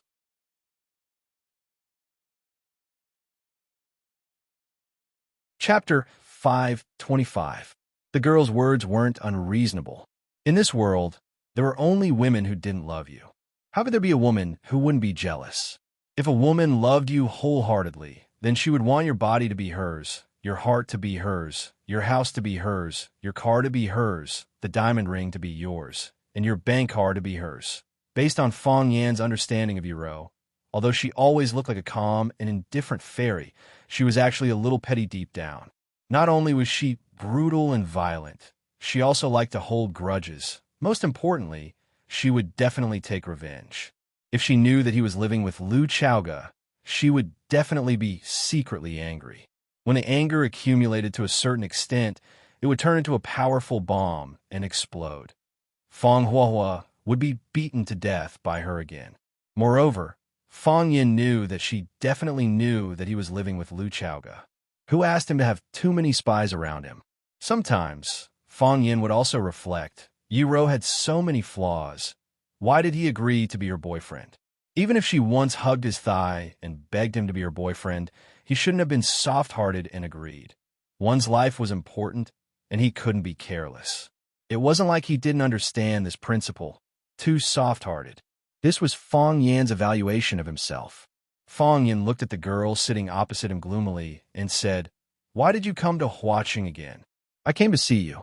The girl said, "I was afraid that you weren't doing well, so I came to see, but after following you secretly for 2 days, I realized that you were doing better than I imagined. Since you see that I'm doing well, you should quickly go back." Fong Yan said, "Huaqing is in troubled times. Don't get involved." "What? Is someone bullying you again?" The girl raised her eyebrows. Obviously, she didn't like to hear people bullying Fong Yan. "No." Fong Yan shook his head. "I'm bullying someone." "That's great."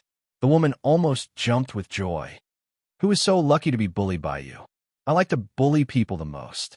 "Fong Yan, let me help you bully people?" Seeing Fong Yan smiling bitterly without saying anything, the girl said with a displeased expression, "So stingy.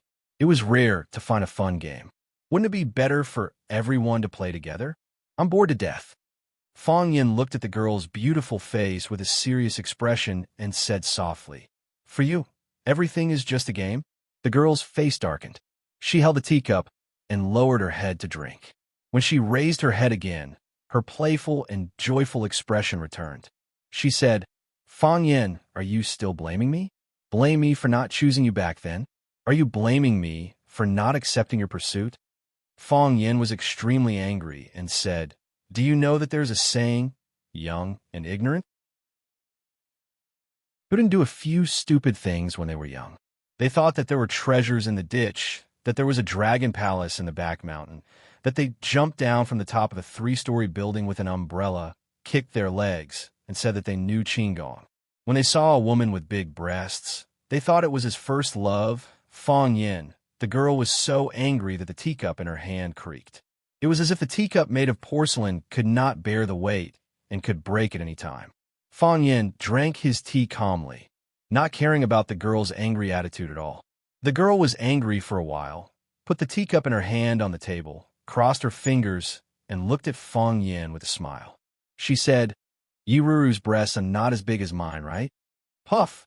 Fang Yin spat out the tea in his mouth and looked for a tissue to wipe his mouth in a panic. The girl looked at Fang Yin's embarrassment and giggled, as if she had gotten her revenge. Fang Yin wiped the water stains on the table and the corners of his mouth with a tissue. He stared at the girl angrily and said, "And Xiao Xiao, can you be serious? We were talking about our first love, and Xiao Xiao was the name of Phoenix." Fang Yin liked to call her by this name when he was angry.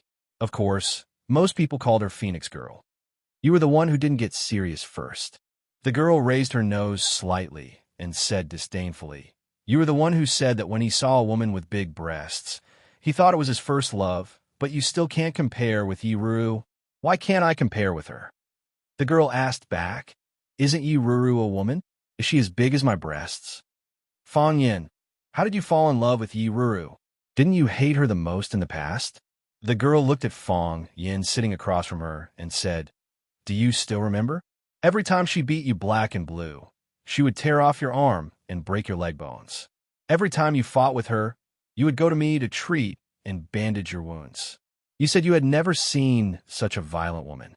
You said she was the ugliest woman in the world. You also said that such a woman would never be able to get married. You said that even if you liked a pig, you wouldn't like Yiruru. Why didn't you like a pig?" Fang Yan's expression was a little embarrassed. He said with a red face, "That was in the past. After I got to know her more, I realized that Yiruru was actually a good person. Although she was very violent, she was kind at heart. Although she always beats me black and blue, that's because I provoked her first.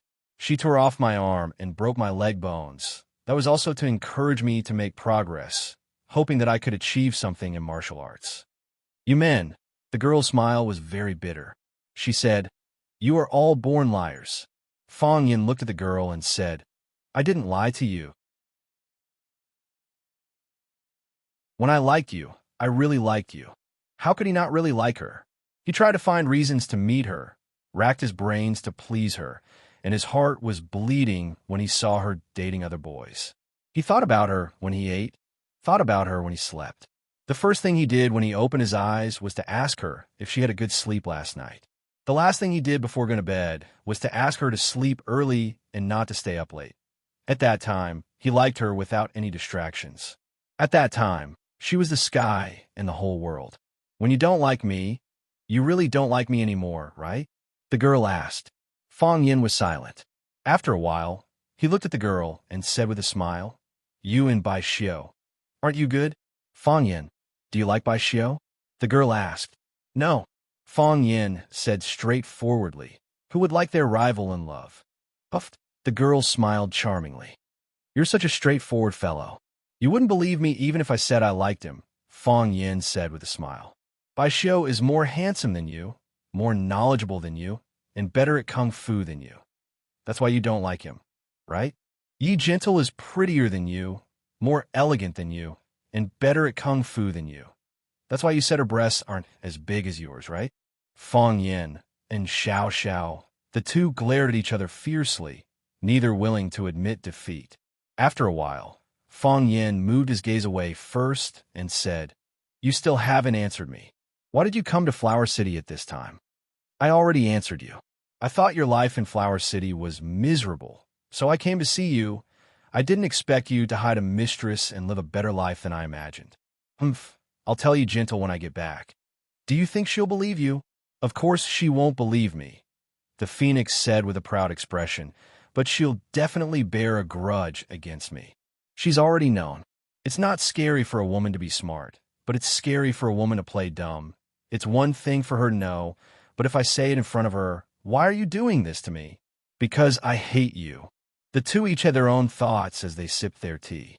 Their gazes were leisurely cast on the surface of the Pearl River. The breeze on the river was cool, but both of them felt a bit gloomy. It was as if something wanted to break out of their bodies, but couldn't break through their skin and flesh. It was extremely uncomfortable. On the river, there were cruises full of tourists, as well as single-person ferries. They were the scenery for the customers, and the tea houses were also the scenery for them. At this time, Fang Yan's gaze met with a man's. It was a very strange pair of eyes. They were very gentle, but they contained a powerful force. Coming into contact with them was like being punched in the eye socket. His eyes were sore and swollen, and tears flowed down his face. Unleashing one's martial prowess was a madman. Fang Yan didn't like this feeling, so he looked for that pair of eyes again. He quickly found his target. It was a passenger on a canoe. The man wasn't tall, and he was slightly chubby. His hair was very short, so short that it was next to his scalp. He was wearing a set of brown sportswear, and he looked extremely inconspicuous at first glance. However, Fang Yan just happened to know that this person had the aura of a dragon and the aura of a tiger. He was extremely aggressive. Fang Yan shifted his gaze again, which surprised the man. His eyes were locked on Fang Yan, and he once again swept over with his dignity. To his surprise, the aura of a murderous aura was like a stone sinking into the sea, and it didn't cause any waves. The young man sitting in the tea house was still looking at him calmly with a faint smile on his face, as if he was laughing at his useless efforts. Just as he was about to test it again, his eyes suddenly felt as if they were being pricked by a sharp needle. He covered his eyes with both hands, and his body retreated repeatedly. The man knew that he had been sneak attacked by the young man. He had just used a visual attack on the other party, and the other party had also used a visual attack on him. Visual attack? That young man actually knew how to use a visual attack. The man didn't get angry. Instead, he laughed. After rubbing his eyes, he once again walked to the edge of the canoe and used the body freezing technique to stop the boat from moving on the river. He directly shouted towards the tea house. "The lady in red on the second floor, would you accompany me on the boat to enjoy the scenery?" Phoenix had long since discovered the flirtatious glances between Fang Yan and the strange man on the canoe. Hearing him shout towards her, and the fact that she was the only lady on the second floor, and she just so happened to be wearing a red dress, she couldn't help but become angry. In a tender voice, she scolded, "Who are you talking to if I poke out your dog eyes?"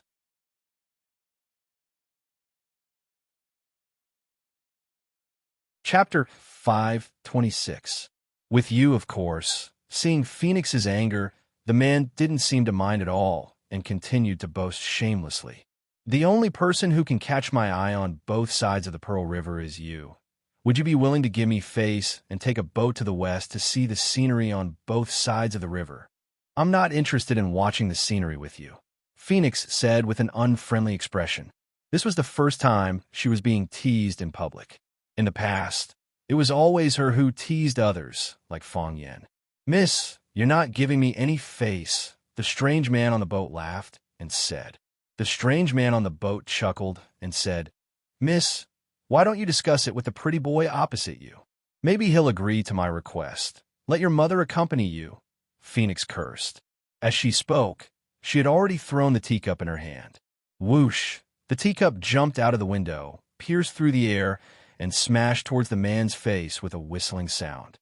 As fast as a meteor, it arrived in the blink of an eye. "Ha!" The man grabbed with one hand, and the teacup landed in his palm. He drank the remaining tea in the cup in one gulp, greedily kissed the rim of the cup, and loudly praised, "Good tea, fragrant tea. Good tea, fragrant tea." "You pervert!" Phoenix grabbed the teapot and was about to throw it at the man again. "The tea has been drunk. The teacup is returned." The man flicked his finger, and the teacup flew back at an even faster speed. "Ha!" Phoenix slapped the teacup away with her palm. Before it could reach her face, she had already used her internal energy to slap it away. Splash! The teacup lost its momentum and fell into the Pearl River in front of her. She wouldn't touch something that had been used by others, and the man had even kissed the rim of the teacup, which made her feel even more disgusted. The man laughed and said, "Miss, you're so irritable. I'm afraid your inner fire is rising, and your yin and yang are not in harmony. I have a side that can cure you.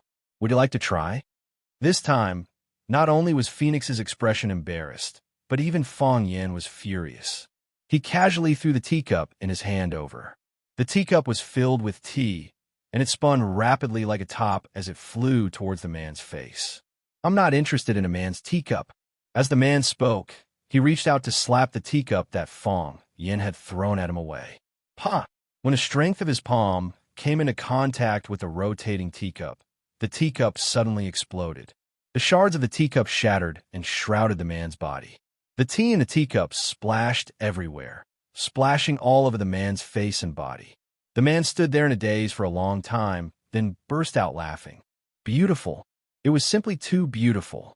Whirlwind explosion.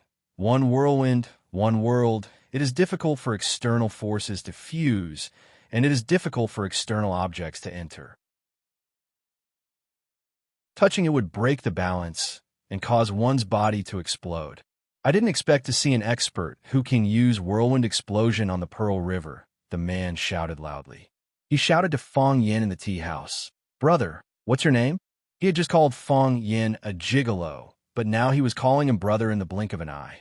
This man's moral integrity, it was so insignificant that it could be ignored.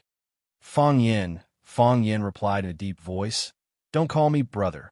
He was not willing to be brothers with others easily. Fong Yin?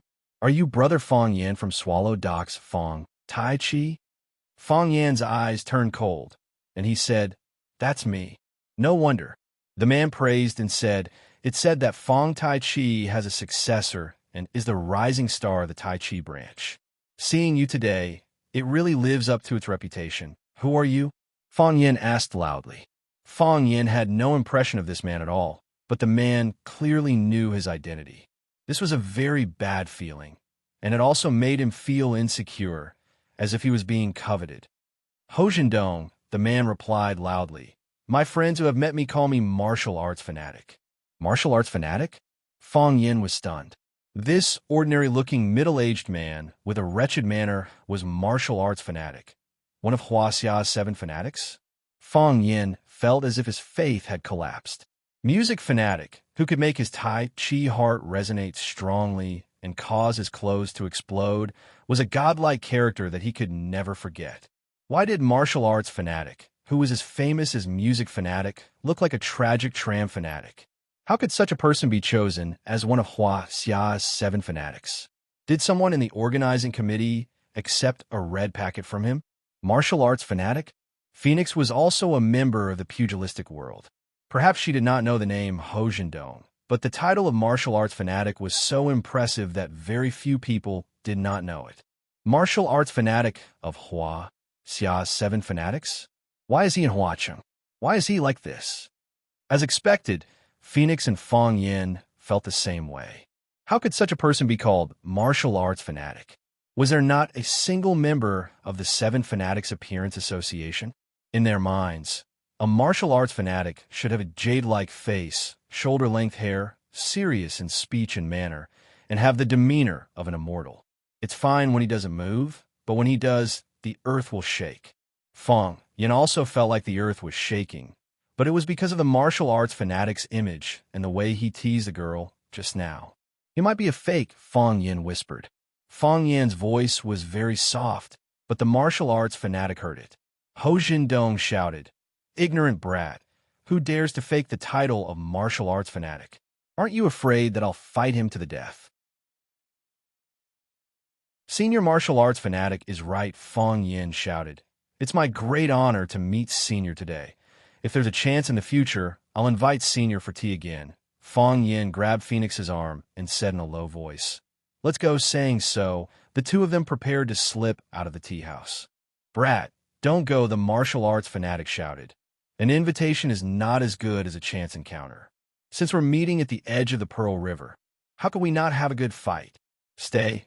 Let's spar. Senior, unfortunately, my wife is giving birth in the hospital today. While speaking, Fong Yin had already left his chair and ran towards the stairs. Fong Yin, brat, don't go. The martial arts fanatic was furious, shouting Fong Yin's name, wanting him to stay. How could Fong Yin dare stay? He only wanted to leave this place as soon as possible. The martial arts fanatic was famous mainly because of his obsession with martial arts. It's said that the martial arts fanatic became famous at a young age, then began to travel everywhere to challenge others. As long as he takes a fancy to an opponent, he'll find a way to make them fight. In order to stimulate his opponent's fighting spirit, he'll even use some very dishonorable methods. For example, when he teased the Phoenix just now, he must have thought that the Phoenix was Fong Yan's girlfriend, so he directly set his target on the Phoenix. Fong Yan, the opponent that he had his eyes on, would naturally be enraged for the sake of his beauty and jump out to fight with him for 300 rounds. Moreover, he'll be full of anger, so he'll definitely not show mercy. Unexpectedly, before Fong Yan could make a move, Phoenix already couldn't help but throw a cup at him. The martial arts fanatic loved to fight all his life, and those who fight are sure to win. Out of over 1,000 challengers, he only lost once. He only lost to the old drunkard Mo Chingdi at his peak. Even his teacher who taught him was defeated after he left for 10 years and has since gone into seclusion. Some said that he was angered to death by his disciple, while others said that he was painstakingly researching new moves to defeat his disciple. But until now, he still hasn't succeeded. There are many rumors, but no one knows which one is the real situation. What Fong Yan didn't expect was that he just came to the riverside to drink a cup of tea, meet a wretched uncle, and then run into one of the legendary 7 addicts of Huaxia, the martial addict. As long as it's an opponent that the martial addict takes a fancy to, he won't be able to avoid him. He'll always follow behind you and make all kinds of provocative moves. Now, Fong Yan is running into such a person. Just as Fong Yan ran to the stairs, he heard a whistling sound behind him. Fong Yan didn't even turn his head and struck out with his palm. Crack! With a crisp sound, the wooden board was smashed into pieces by Fong Yan. The martial addict actually kicked out a wooden board, using it as a weapon to stop Fong Yan from leaving. At the same time, he kicked another 2 boards into the water, and with a leap, he stepped onto the wooden board. Pa, pa, pa. His toes touched the floating board, and he crossed the river, leaping up to the 2nd floor of the tea house. His movements were rapid, and his body was like a dragonfly skimming the water. At the same time that Fong Yan smashed the board, he had already rushed to where Fong Yan was sitting and looked at Fong Yan mockingly, saying, "Little friend Fong Yan, are you really in such a hurry to leave?" Fong Yan and Phoenix had to stop. Fong Yan turned to look at the martial addict and said, "Senior Ho, why are you in such a hurry to go upstairs?" "Fight with me," the martial addict said. "I want you to fight with me. Since you know who I am, you should know that this is the only thing I want." "No problem," Fong Yan readily agreed. "Really?" The martial addict was overjoyed. "When and where?" 10 years from now, at the Shui Wuxia Tea House. I'll see you there," Fong Yan said heroically. "A gentleman's promise is worth 1,000 gold. How could I lie to you about such a serious matter?" "Where is Shui Wuxia?" the martial addict asked. Fong Yan looked at the martial addict in shock. Shouldn't his focus be on why the duel is 10 years from now? The martial addict finally thought of this and angrily said, "Ignorant brat, you've wronged me again. Why is it 10 years from now?" "I can't beat you right now," Fong Yan sincerely said. "You are the famous 7 addicts of Huaxia. I don't think I'm a match for you at all." The martial addict smirked and said, "It's just a lowly name, not worth mentioning. Don't take it to heart. A person's name is like a tree's shadow. Senior martial addict is famous throughout Huaxia. The number of combatants that have lost to you is uncountable. Fong Yan is still young. How could he be a match for Mr. Martial Addict? Not only am I not a match for you, I don't even have the qualifications to fight against you." Fong Yan looked at the martial addict with a face full of respect, as if flattery was free of charge. However, a soldier who doesn't want to be a general is not a good soldier, and a warrior who doesn't want to defeat the martial addict is not a good warrior. "Mr. Martial Addict, although you're very powerful, although I respect and admire you, 10 years from now, right here, right now, Fong Yan, will challenge you again." After saying that, Fong Yan angrily turned around, an impassioned expression that said he would take revenge one day.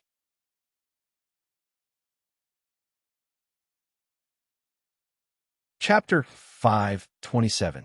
The mountains are high and the rivers are long. Let's meet again in 10 years. When Fong Yin turned to leave, he didn't forget to give Phoenix a reminder with his eyes. Hurry up, don't let this idiot turn around.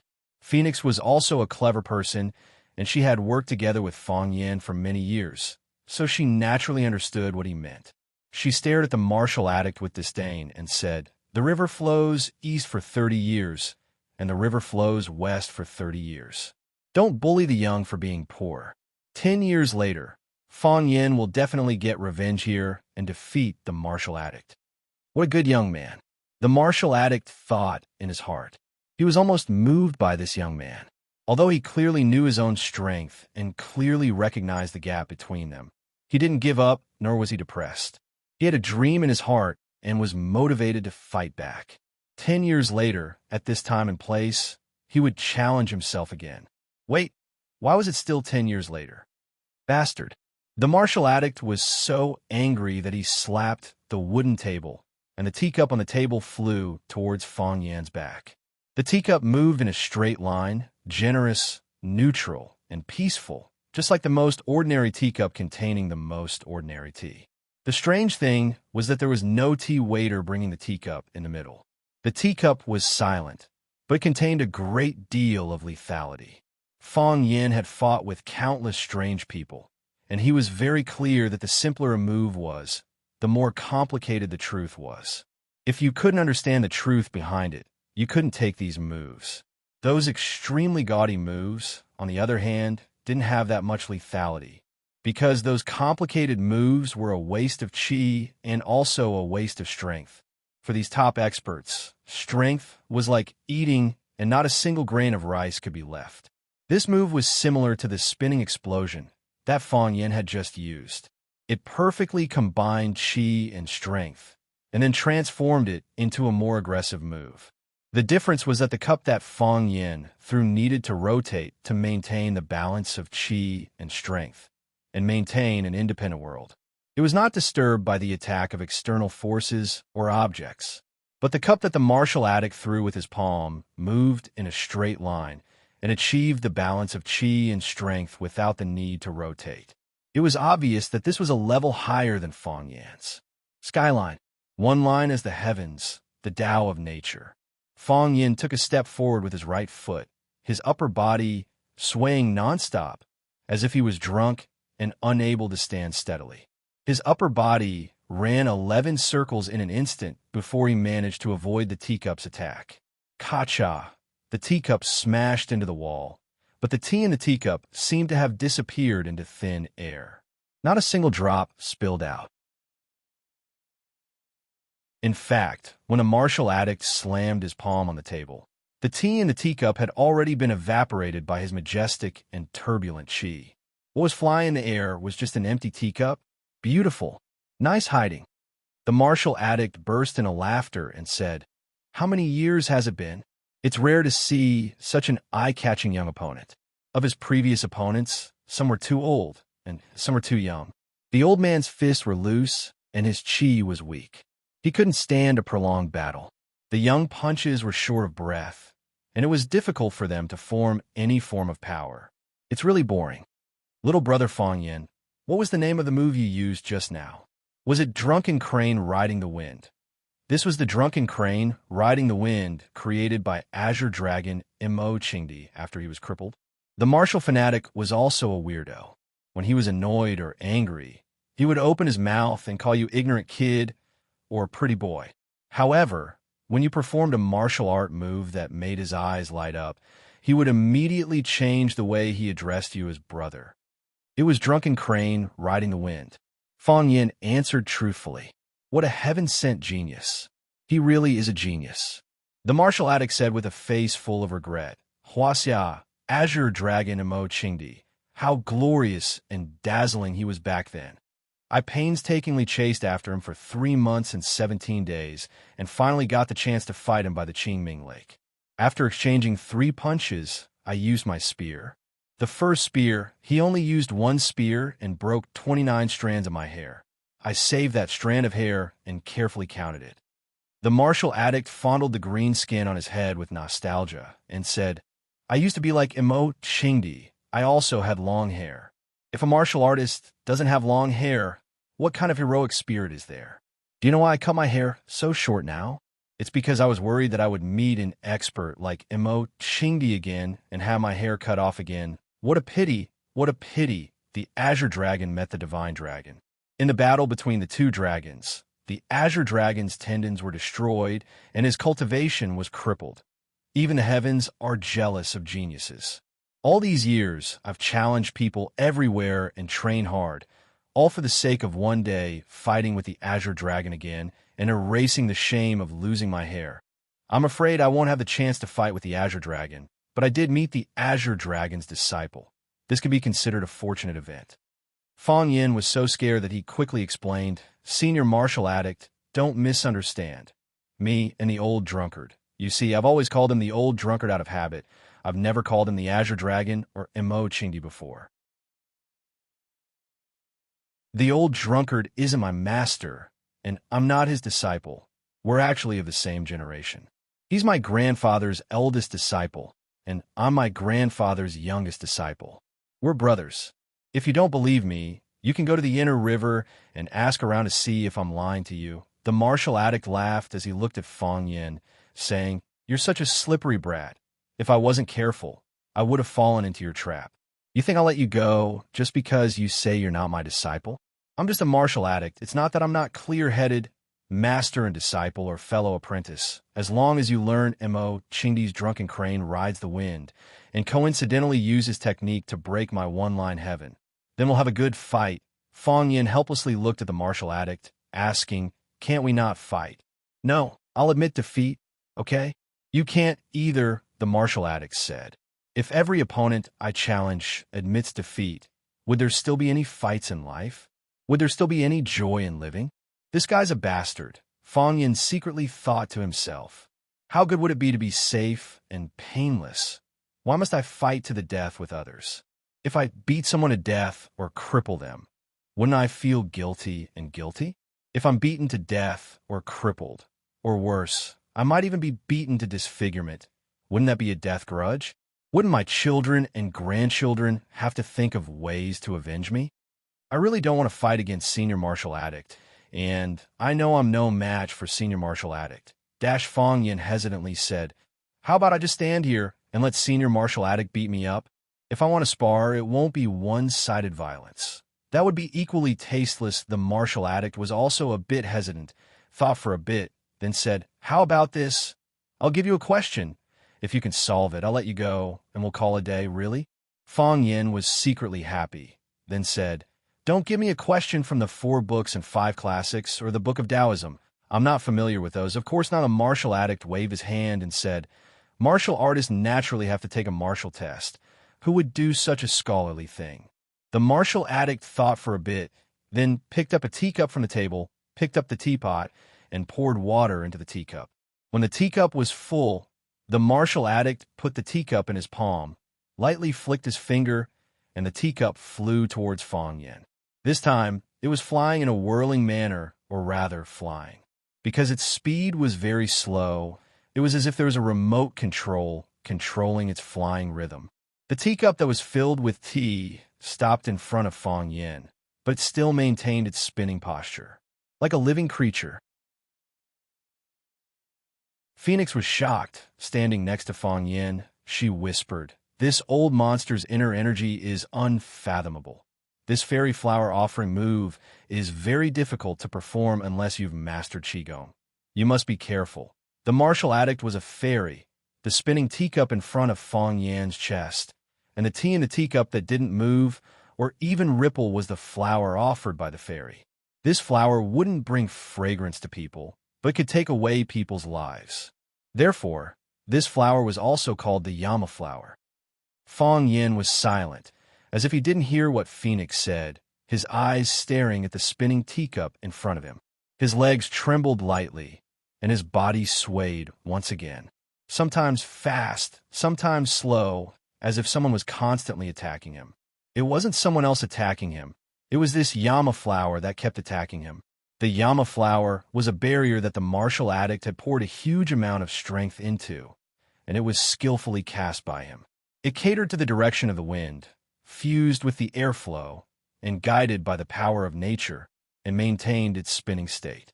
Once the direction of the wind changed, the airflow increased, or it was attacked by an external force, it would explode. The martial addict laughed as he looked at Fang Yin and said, "Fang Yin, you brat, as long as you can pick all of this flour and the water doesn't ripple, you'll pass today's question shameless." Phoenix's temperament was extremely elegant, and she cursed. When picking the flour, of course it would touch the cup, and when touching the cup, how could the water not ripple? "You're purposely making things difficult for us." The martial addict laughed and said, "Little girl is right.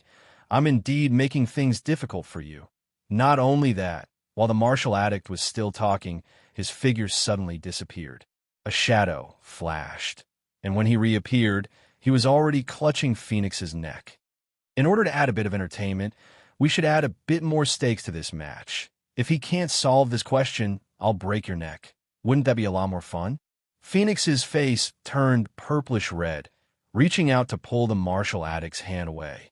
But the martial addict didn't budge at all. His fingers exerted a bit of force, and all of her strength was drained away. "Fang Yin, brat, don't disappoint me," the martial addict smirked and said, "Pick this yama flower or watch her die. Dash."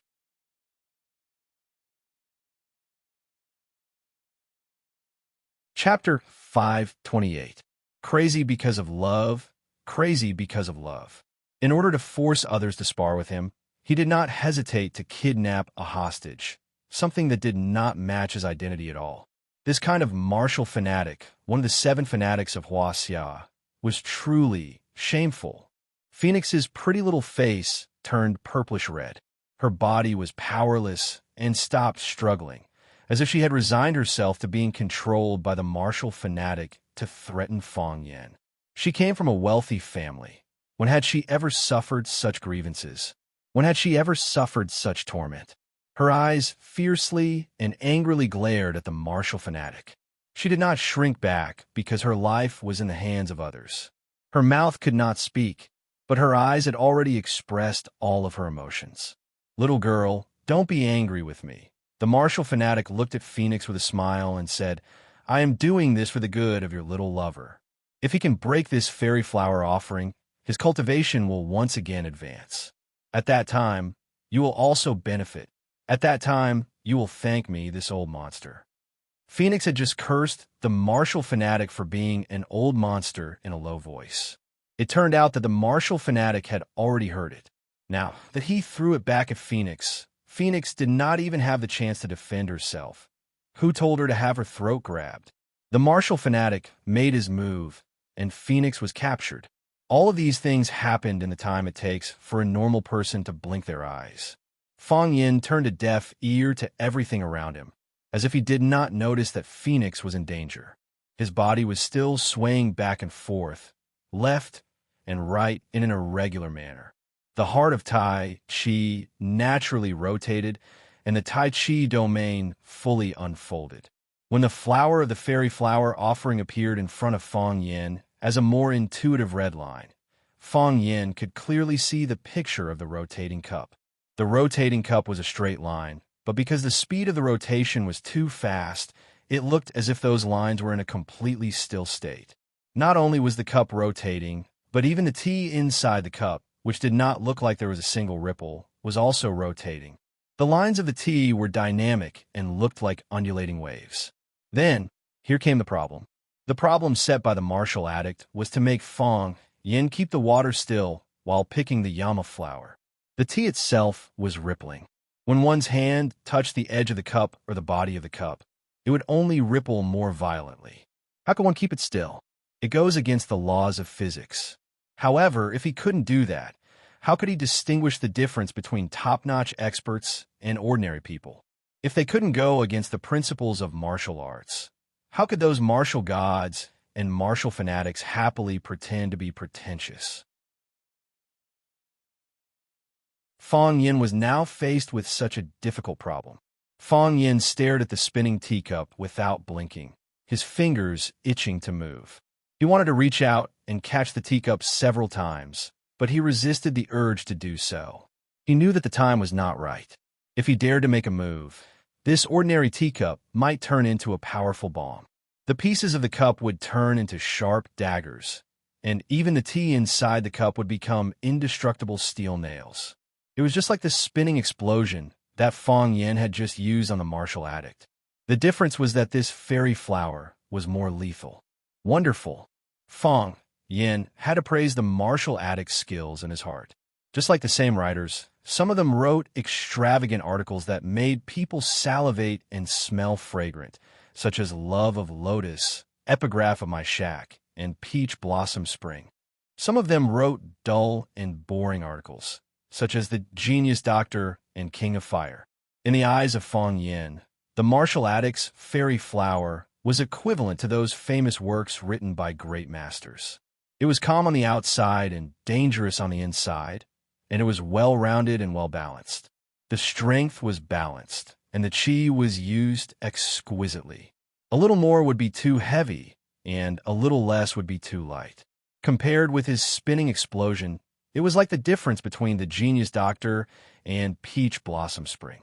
Fong Yin was fascinated, not only to solve the problem, but also to appreciate the unique skill. Seeing Fong Yan's happy eyes and thoughtful expression, the martial addict's expression became strange. This kid is a little interesting. As time passed, the teacup in front of him was still spinning, and Fong Yan's body was still swaying like a drunken crane riding the wind. However, apart from a layer of fine sweat on his forehead, he did not make any move to solve the problem. Moreover, his eyes were getting brighter and brighter, and his expression was getting more and more excited. It was as if the rotating cup in front of him was a peerless treasure cup, and he only needed to stretch out his hand to grab it. Phoenix was confused, and there was a little annoyance in her heart. "This idiot, I'm being kidnapped, and you're still laughing like a fool like you've won the lottery. Is the first love not human? Does the first love not have human rights?" The smile on the martial addict's face froze, and his gaze on Fong Yin became more and more serious. "This guy is stronger than I thought." Dong, dong, dong. The sound of heavy footsteps could be heard. The red-robed waitress quickly walked up the stairs and asked, "Sir, did you break something?" She looked at the spinning teacup in front of Fong Yin in surprise and forgot why she came upstairs.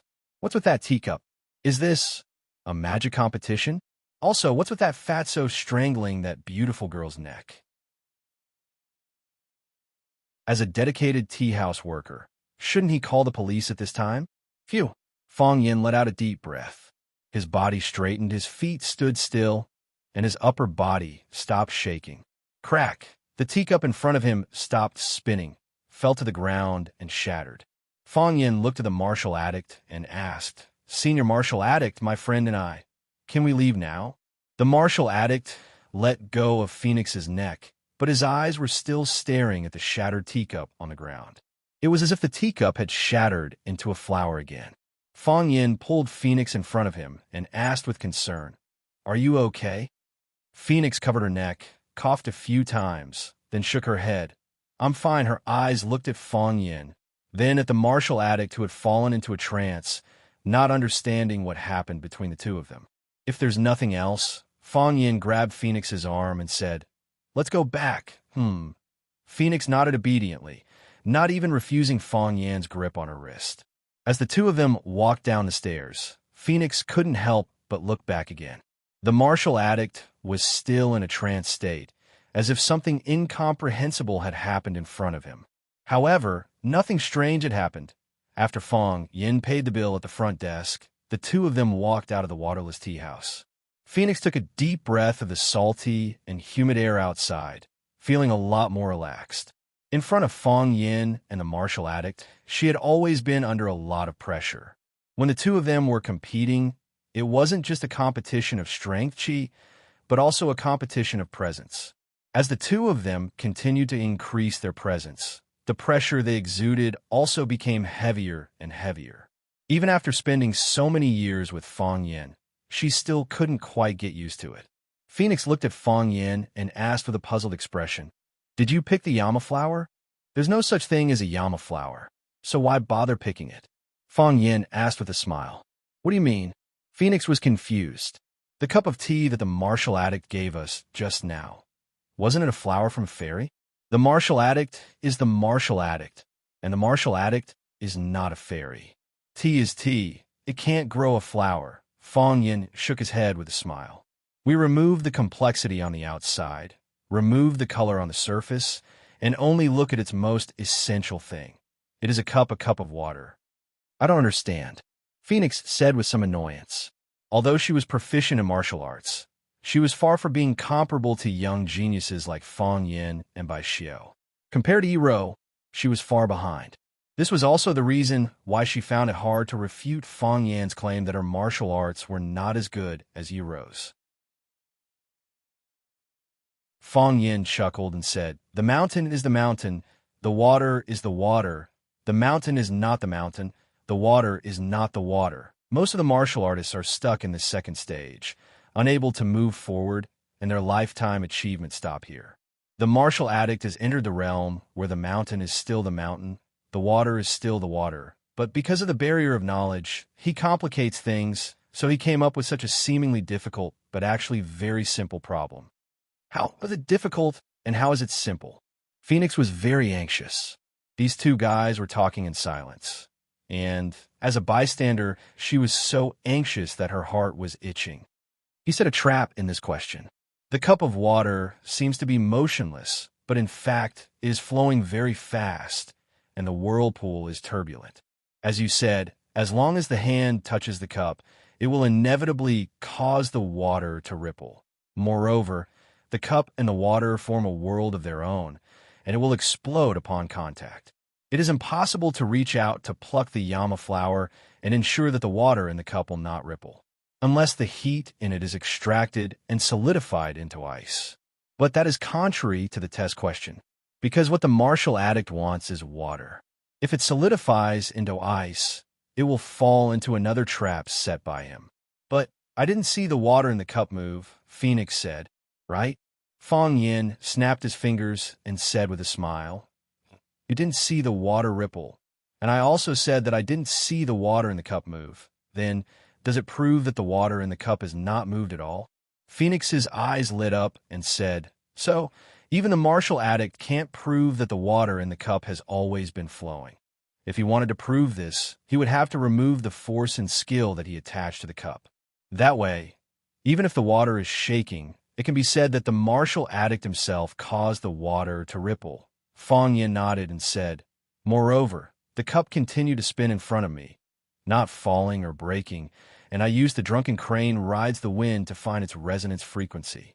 The cup itself is already under my control, accepting my guidance. Since the fairy's flower is already in my hand, why would I need to pick it?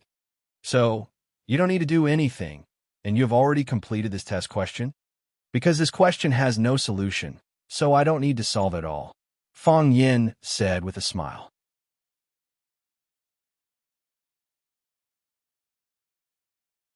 Chapter 529. Phoenix was very happy for Fong Yin and grinned for a while. Phoenix felt sad for herself. She found that they were not on the same wavelength at all. The martial addict casually throwing out a cup was the legendary flower offering from a fairy. Fong Yin's body swayed, and he actually solved this century-old problem. Were these two fairies? What ulterior motives did they have in coming to the human world? The world of martial arts is really obscure and profound. Phoenix sighed. She had a feeling that she had more than enough, but not enough strength. As the daughter of a wealthy family, she had already put in enough effort and had been gritting her teeth to keep up, but she just couldn't be like Fong Yin and Yi, who could easily step into another small world. She was still bitterly searching in the outside world, but couldn't find a way to enter. Fate was biased towards her, but how unfair was it to her? Fong Yin smiled and looked at Phoenix. "You can clearly rely on your face to make a living. Why must you rely on your talent? You can't even live a good life. You just have to learn how to stretch tendons and wield knives and sticks like us. Why bother?" "I'm willing." Phoenix raised her beautiful face and looked at Fong Yin with a smile on her face. She really liked what Fong Yin said when he said, "I can obviously rely on my face to make a living," and said, "Why do you care?" "I don't care." Fong Yin smiled and shook his head. He took out the key from his pocket and pressed the unlock button. I'm going back. Goodbye. After that, he opened the door and prepared to leave. Hey, Phoenix shouted from behind. Fong Yin turned to look at Phoenix and asked, Is there anything else? I haven't had lunch yet. Are you really not going to treat me? I'm going back. Fong Yin said with a smile. You should go back too. Watching doesn't suit you. Fong Yin waved his hand and slowly drove the BMW away. Looking at the gradually disappearing car, the smile on Phoenix's face froze. Her eyes were filled with sadness. She took out a pack of ladies' cigarettes from her pocket, took one out, and put in her mouth. She took a deep breath into her lungs and then gently exhaled. Not only did he not feel relaxed, but his heart felt even heavier. It was as if there was something pressing on his chest. It would be great if it could be like smoking, the Phoenix said faintly. She did not leave. Instead, she turned around and returned to the tea house. Phoenix walked to the second floor again. The martial addict was still squatting in the same place, looking at the broken pieces of the teacup on the ground. The waitress in red looked at him with a puzzled expression. She missed the fact that he was a madman, but she felt that his madness was not too obvious. Phoenix patted the waitress on the shoulder, indicating that there was no need for her to stay. After the waiter left, Phoenix walked to the martial addict's side and squatted down. She didn't say anything and looked at the broken pieces of the cup. Do you understand? The martial addict asked. I don't understand. Phoenix shook her head. What about you? Understand? I understand now, the martial addict said excitedly. Everyone in the world thinks that there are 3 realms in martial arts. A mountain is a mountain, a water is water. A mountain isn't a mountain, a water isn't water. A mountain is still a mountain, and a water is still water. But there's actually a 4th realm above these 3 realms. That was don't look. Don't look at the mountain. Don't look at the water. Sit and look at your heart. Whatever your heart thinks, that's what it thinks. Whatever your heart sees, that's what it sees. We always use our eyes, trying our best to see everything as clearly as possible. But that's not the case. The heart is the purest eye. Otherwise, why is there a phrase called mind's eye? Congratulations. The martial addict sincerely congratulated him. For these martial artists, every time they climb a mountain, it's the same as regaining a new life. The previous life doesn't die. It's just entering another stage. Some people only have one life in their entire lives, but some people are able to continuously train, continuously pursue, to experience the wind and moon, to experience the wind and dust, to reach the end. This kind of saying is a bit profound. The simple version is that when you don't have any money, you can only live the life of a beggar. This is your life, your life. But when you have $100 in your pocket, you can live $100 life. When you have $1,000,000 RMB in your bank card, you can live $1,000,000 RMB life. When you become the richest person in the world, you can live the life of the richest person in the world. No matter what social class or social circle, money has already divided people into different levels. You can choose not to accept it, but it really exists. The same principle applies. When Fong Yin obtained the heart of Tai Chi, he entered another world. He achieved a new self. Now, the martial addict was standing at the door of a new world. He couldn't figure it out, so he continued to think. When he figured it out, the golden door suddenly collapsed, welcoming his arrival. Thank you. The martial addict finally stood up, walked back to the window, and sat down, saying, Little girl, come and have a cup of tea with me. The martial addict didn't refuse. She walked to the opposite side of the martial addict and sat down. She took the initiative to wash the cup, poured a cup of warm tea, and brought it over. The martial addict drank the tea in the cup, looked at the Phoenix and asked, You don't want to? Why would I not want to? If you are willing, you won't come back. The martial addict smiled and said, The writer is not willing, so he will rewrite the story he has written. The painter is not willing, so he will tear up the work he has painted and redraw it. The martial artist is not willing, so he will practice the fist technique he has written before again. The woman is not willing, so she will want to choose again. The Phoenix laughed and said, You are not a martial addict, you are a love addict. When you love something to the extreme, You will become a love addict. The martial addict said calmly, "You can see my love, and I can see your love. Can he see it?" The phoenix asked. "He pretends not to see it." The martial addict said. The atmosphere in the meeting room was very heavy. No one spoke, and everyone held their teacups and drank tea, as if drinking tea was the most important thing in the world. Jiang Shangxin lifted her head and scanned everyone's faces, but accidentally met with Jiang Junling's gaze. It was too late for Jiang Shangxin to avoid it. Just as she was about to say something to liven up the atmosphere, the corners of General Ling's lips curled up into a smile. He looked at Jiang Shangxin and said, "Shangxin, do you think that I'm in a pathetic state? State? How is that possible?" Jiang Shangxin smiled and shook her head. "Brother is still the most handsome and brilliant brother in my heart. Yes, I am in a sorry state." Jiang Junling sighed and said, "The appearance this time was not glorious. They wanted to create some trouble for us, and it was really hard for us to avoid it.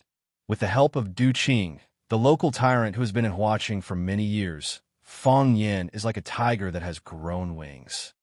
It's not just disgraceful. We've been slapped in the face," Lan Ling said with a gloomy face. He left the house at 9:20 a.m. to attend the signing ceremony. It should have taken him only 30 minutes, but he took 2.5 hours to get there. By the time he arrived at the meeting, the auspicious time chosen by the old master had already passed, and the meeting could only be postponed. What was even more embarrassing was that they were holding a meeting inside to announce to the media that they would invest heavily in Longta Group. They were extremely confident in the future performance and the market of Longta Group, but there was a group of workers making a ruckus outside. Even though they had given the reporters a lot of money and greeted the leaders of the various newspapers, did they really think that the dirty work had been cleaned up? The secretary knocked on the door and walked in.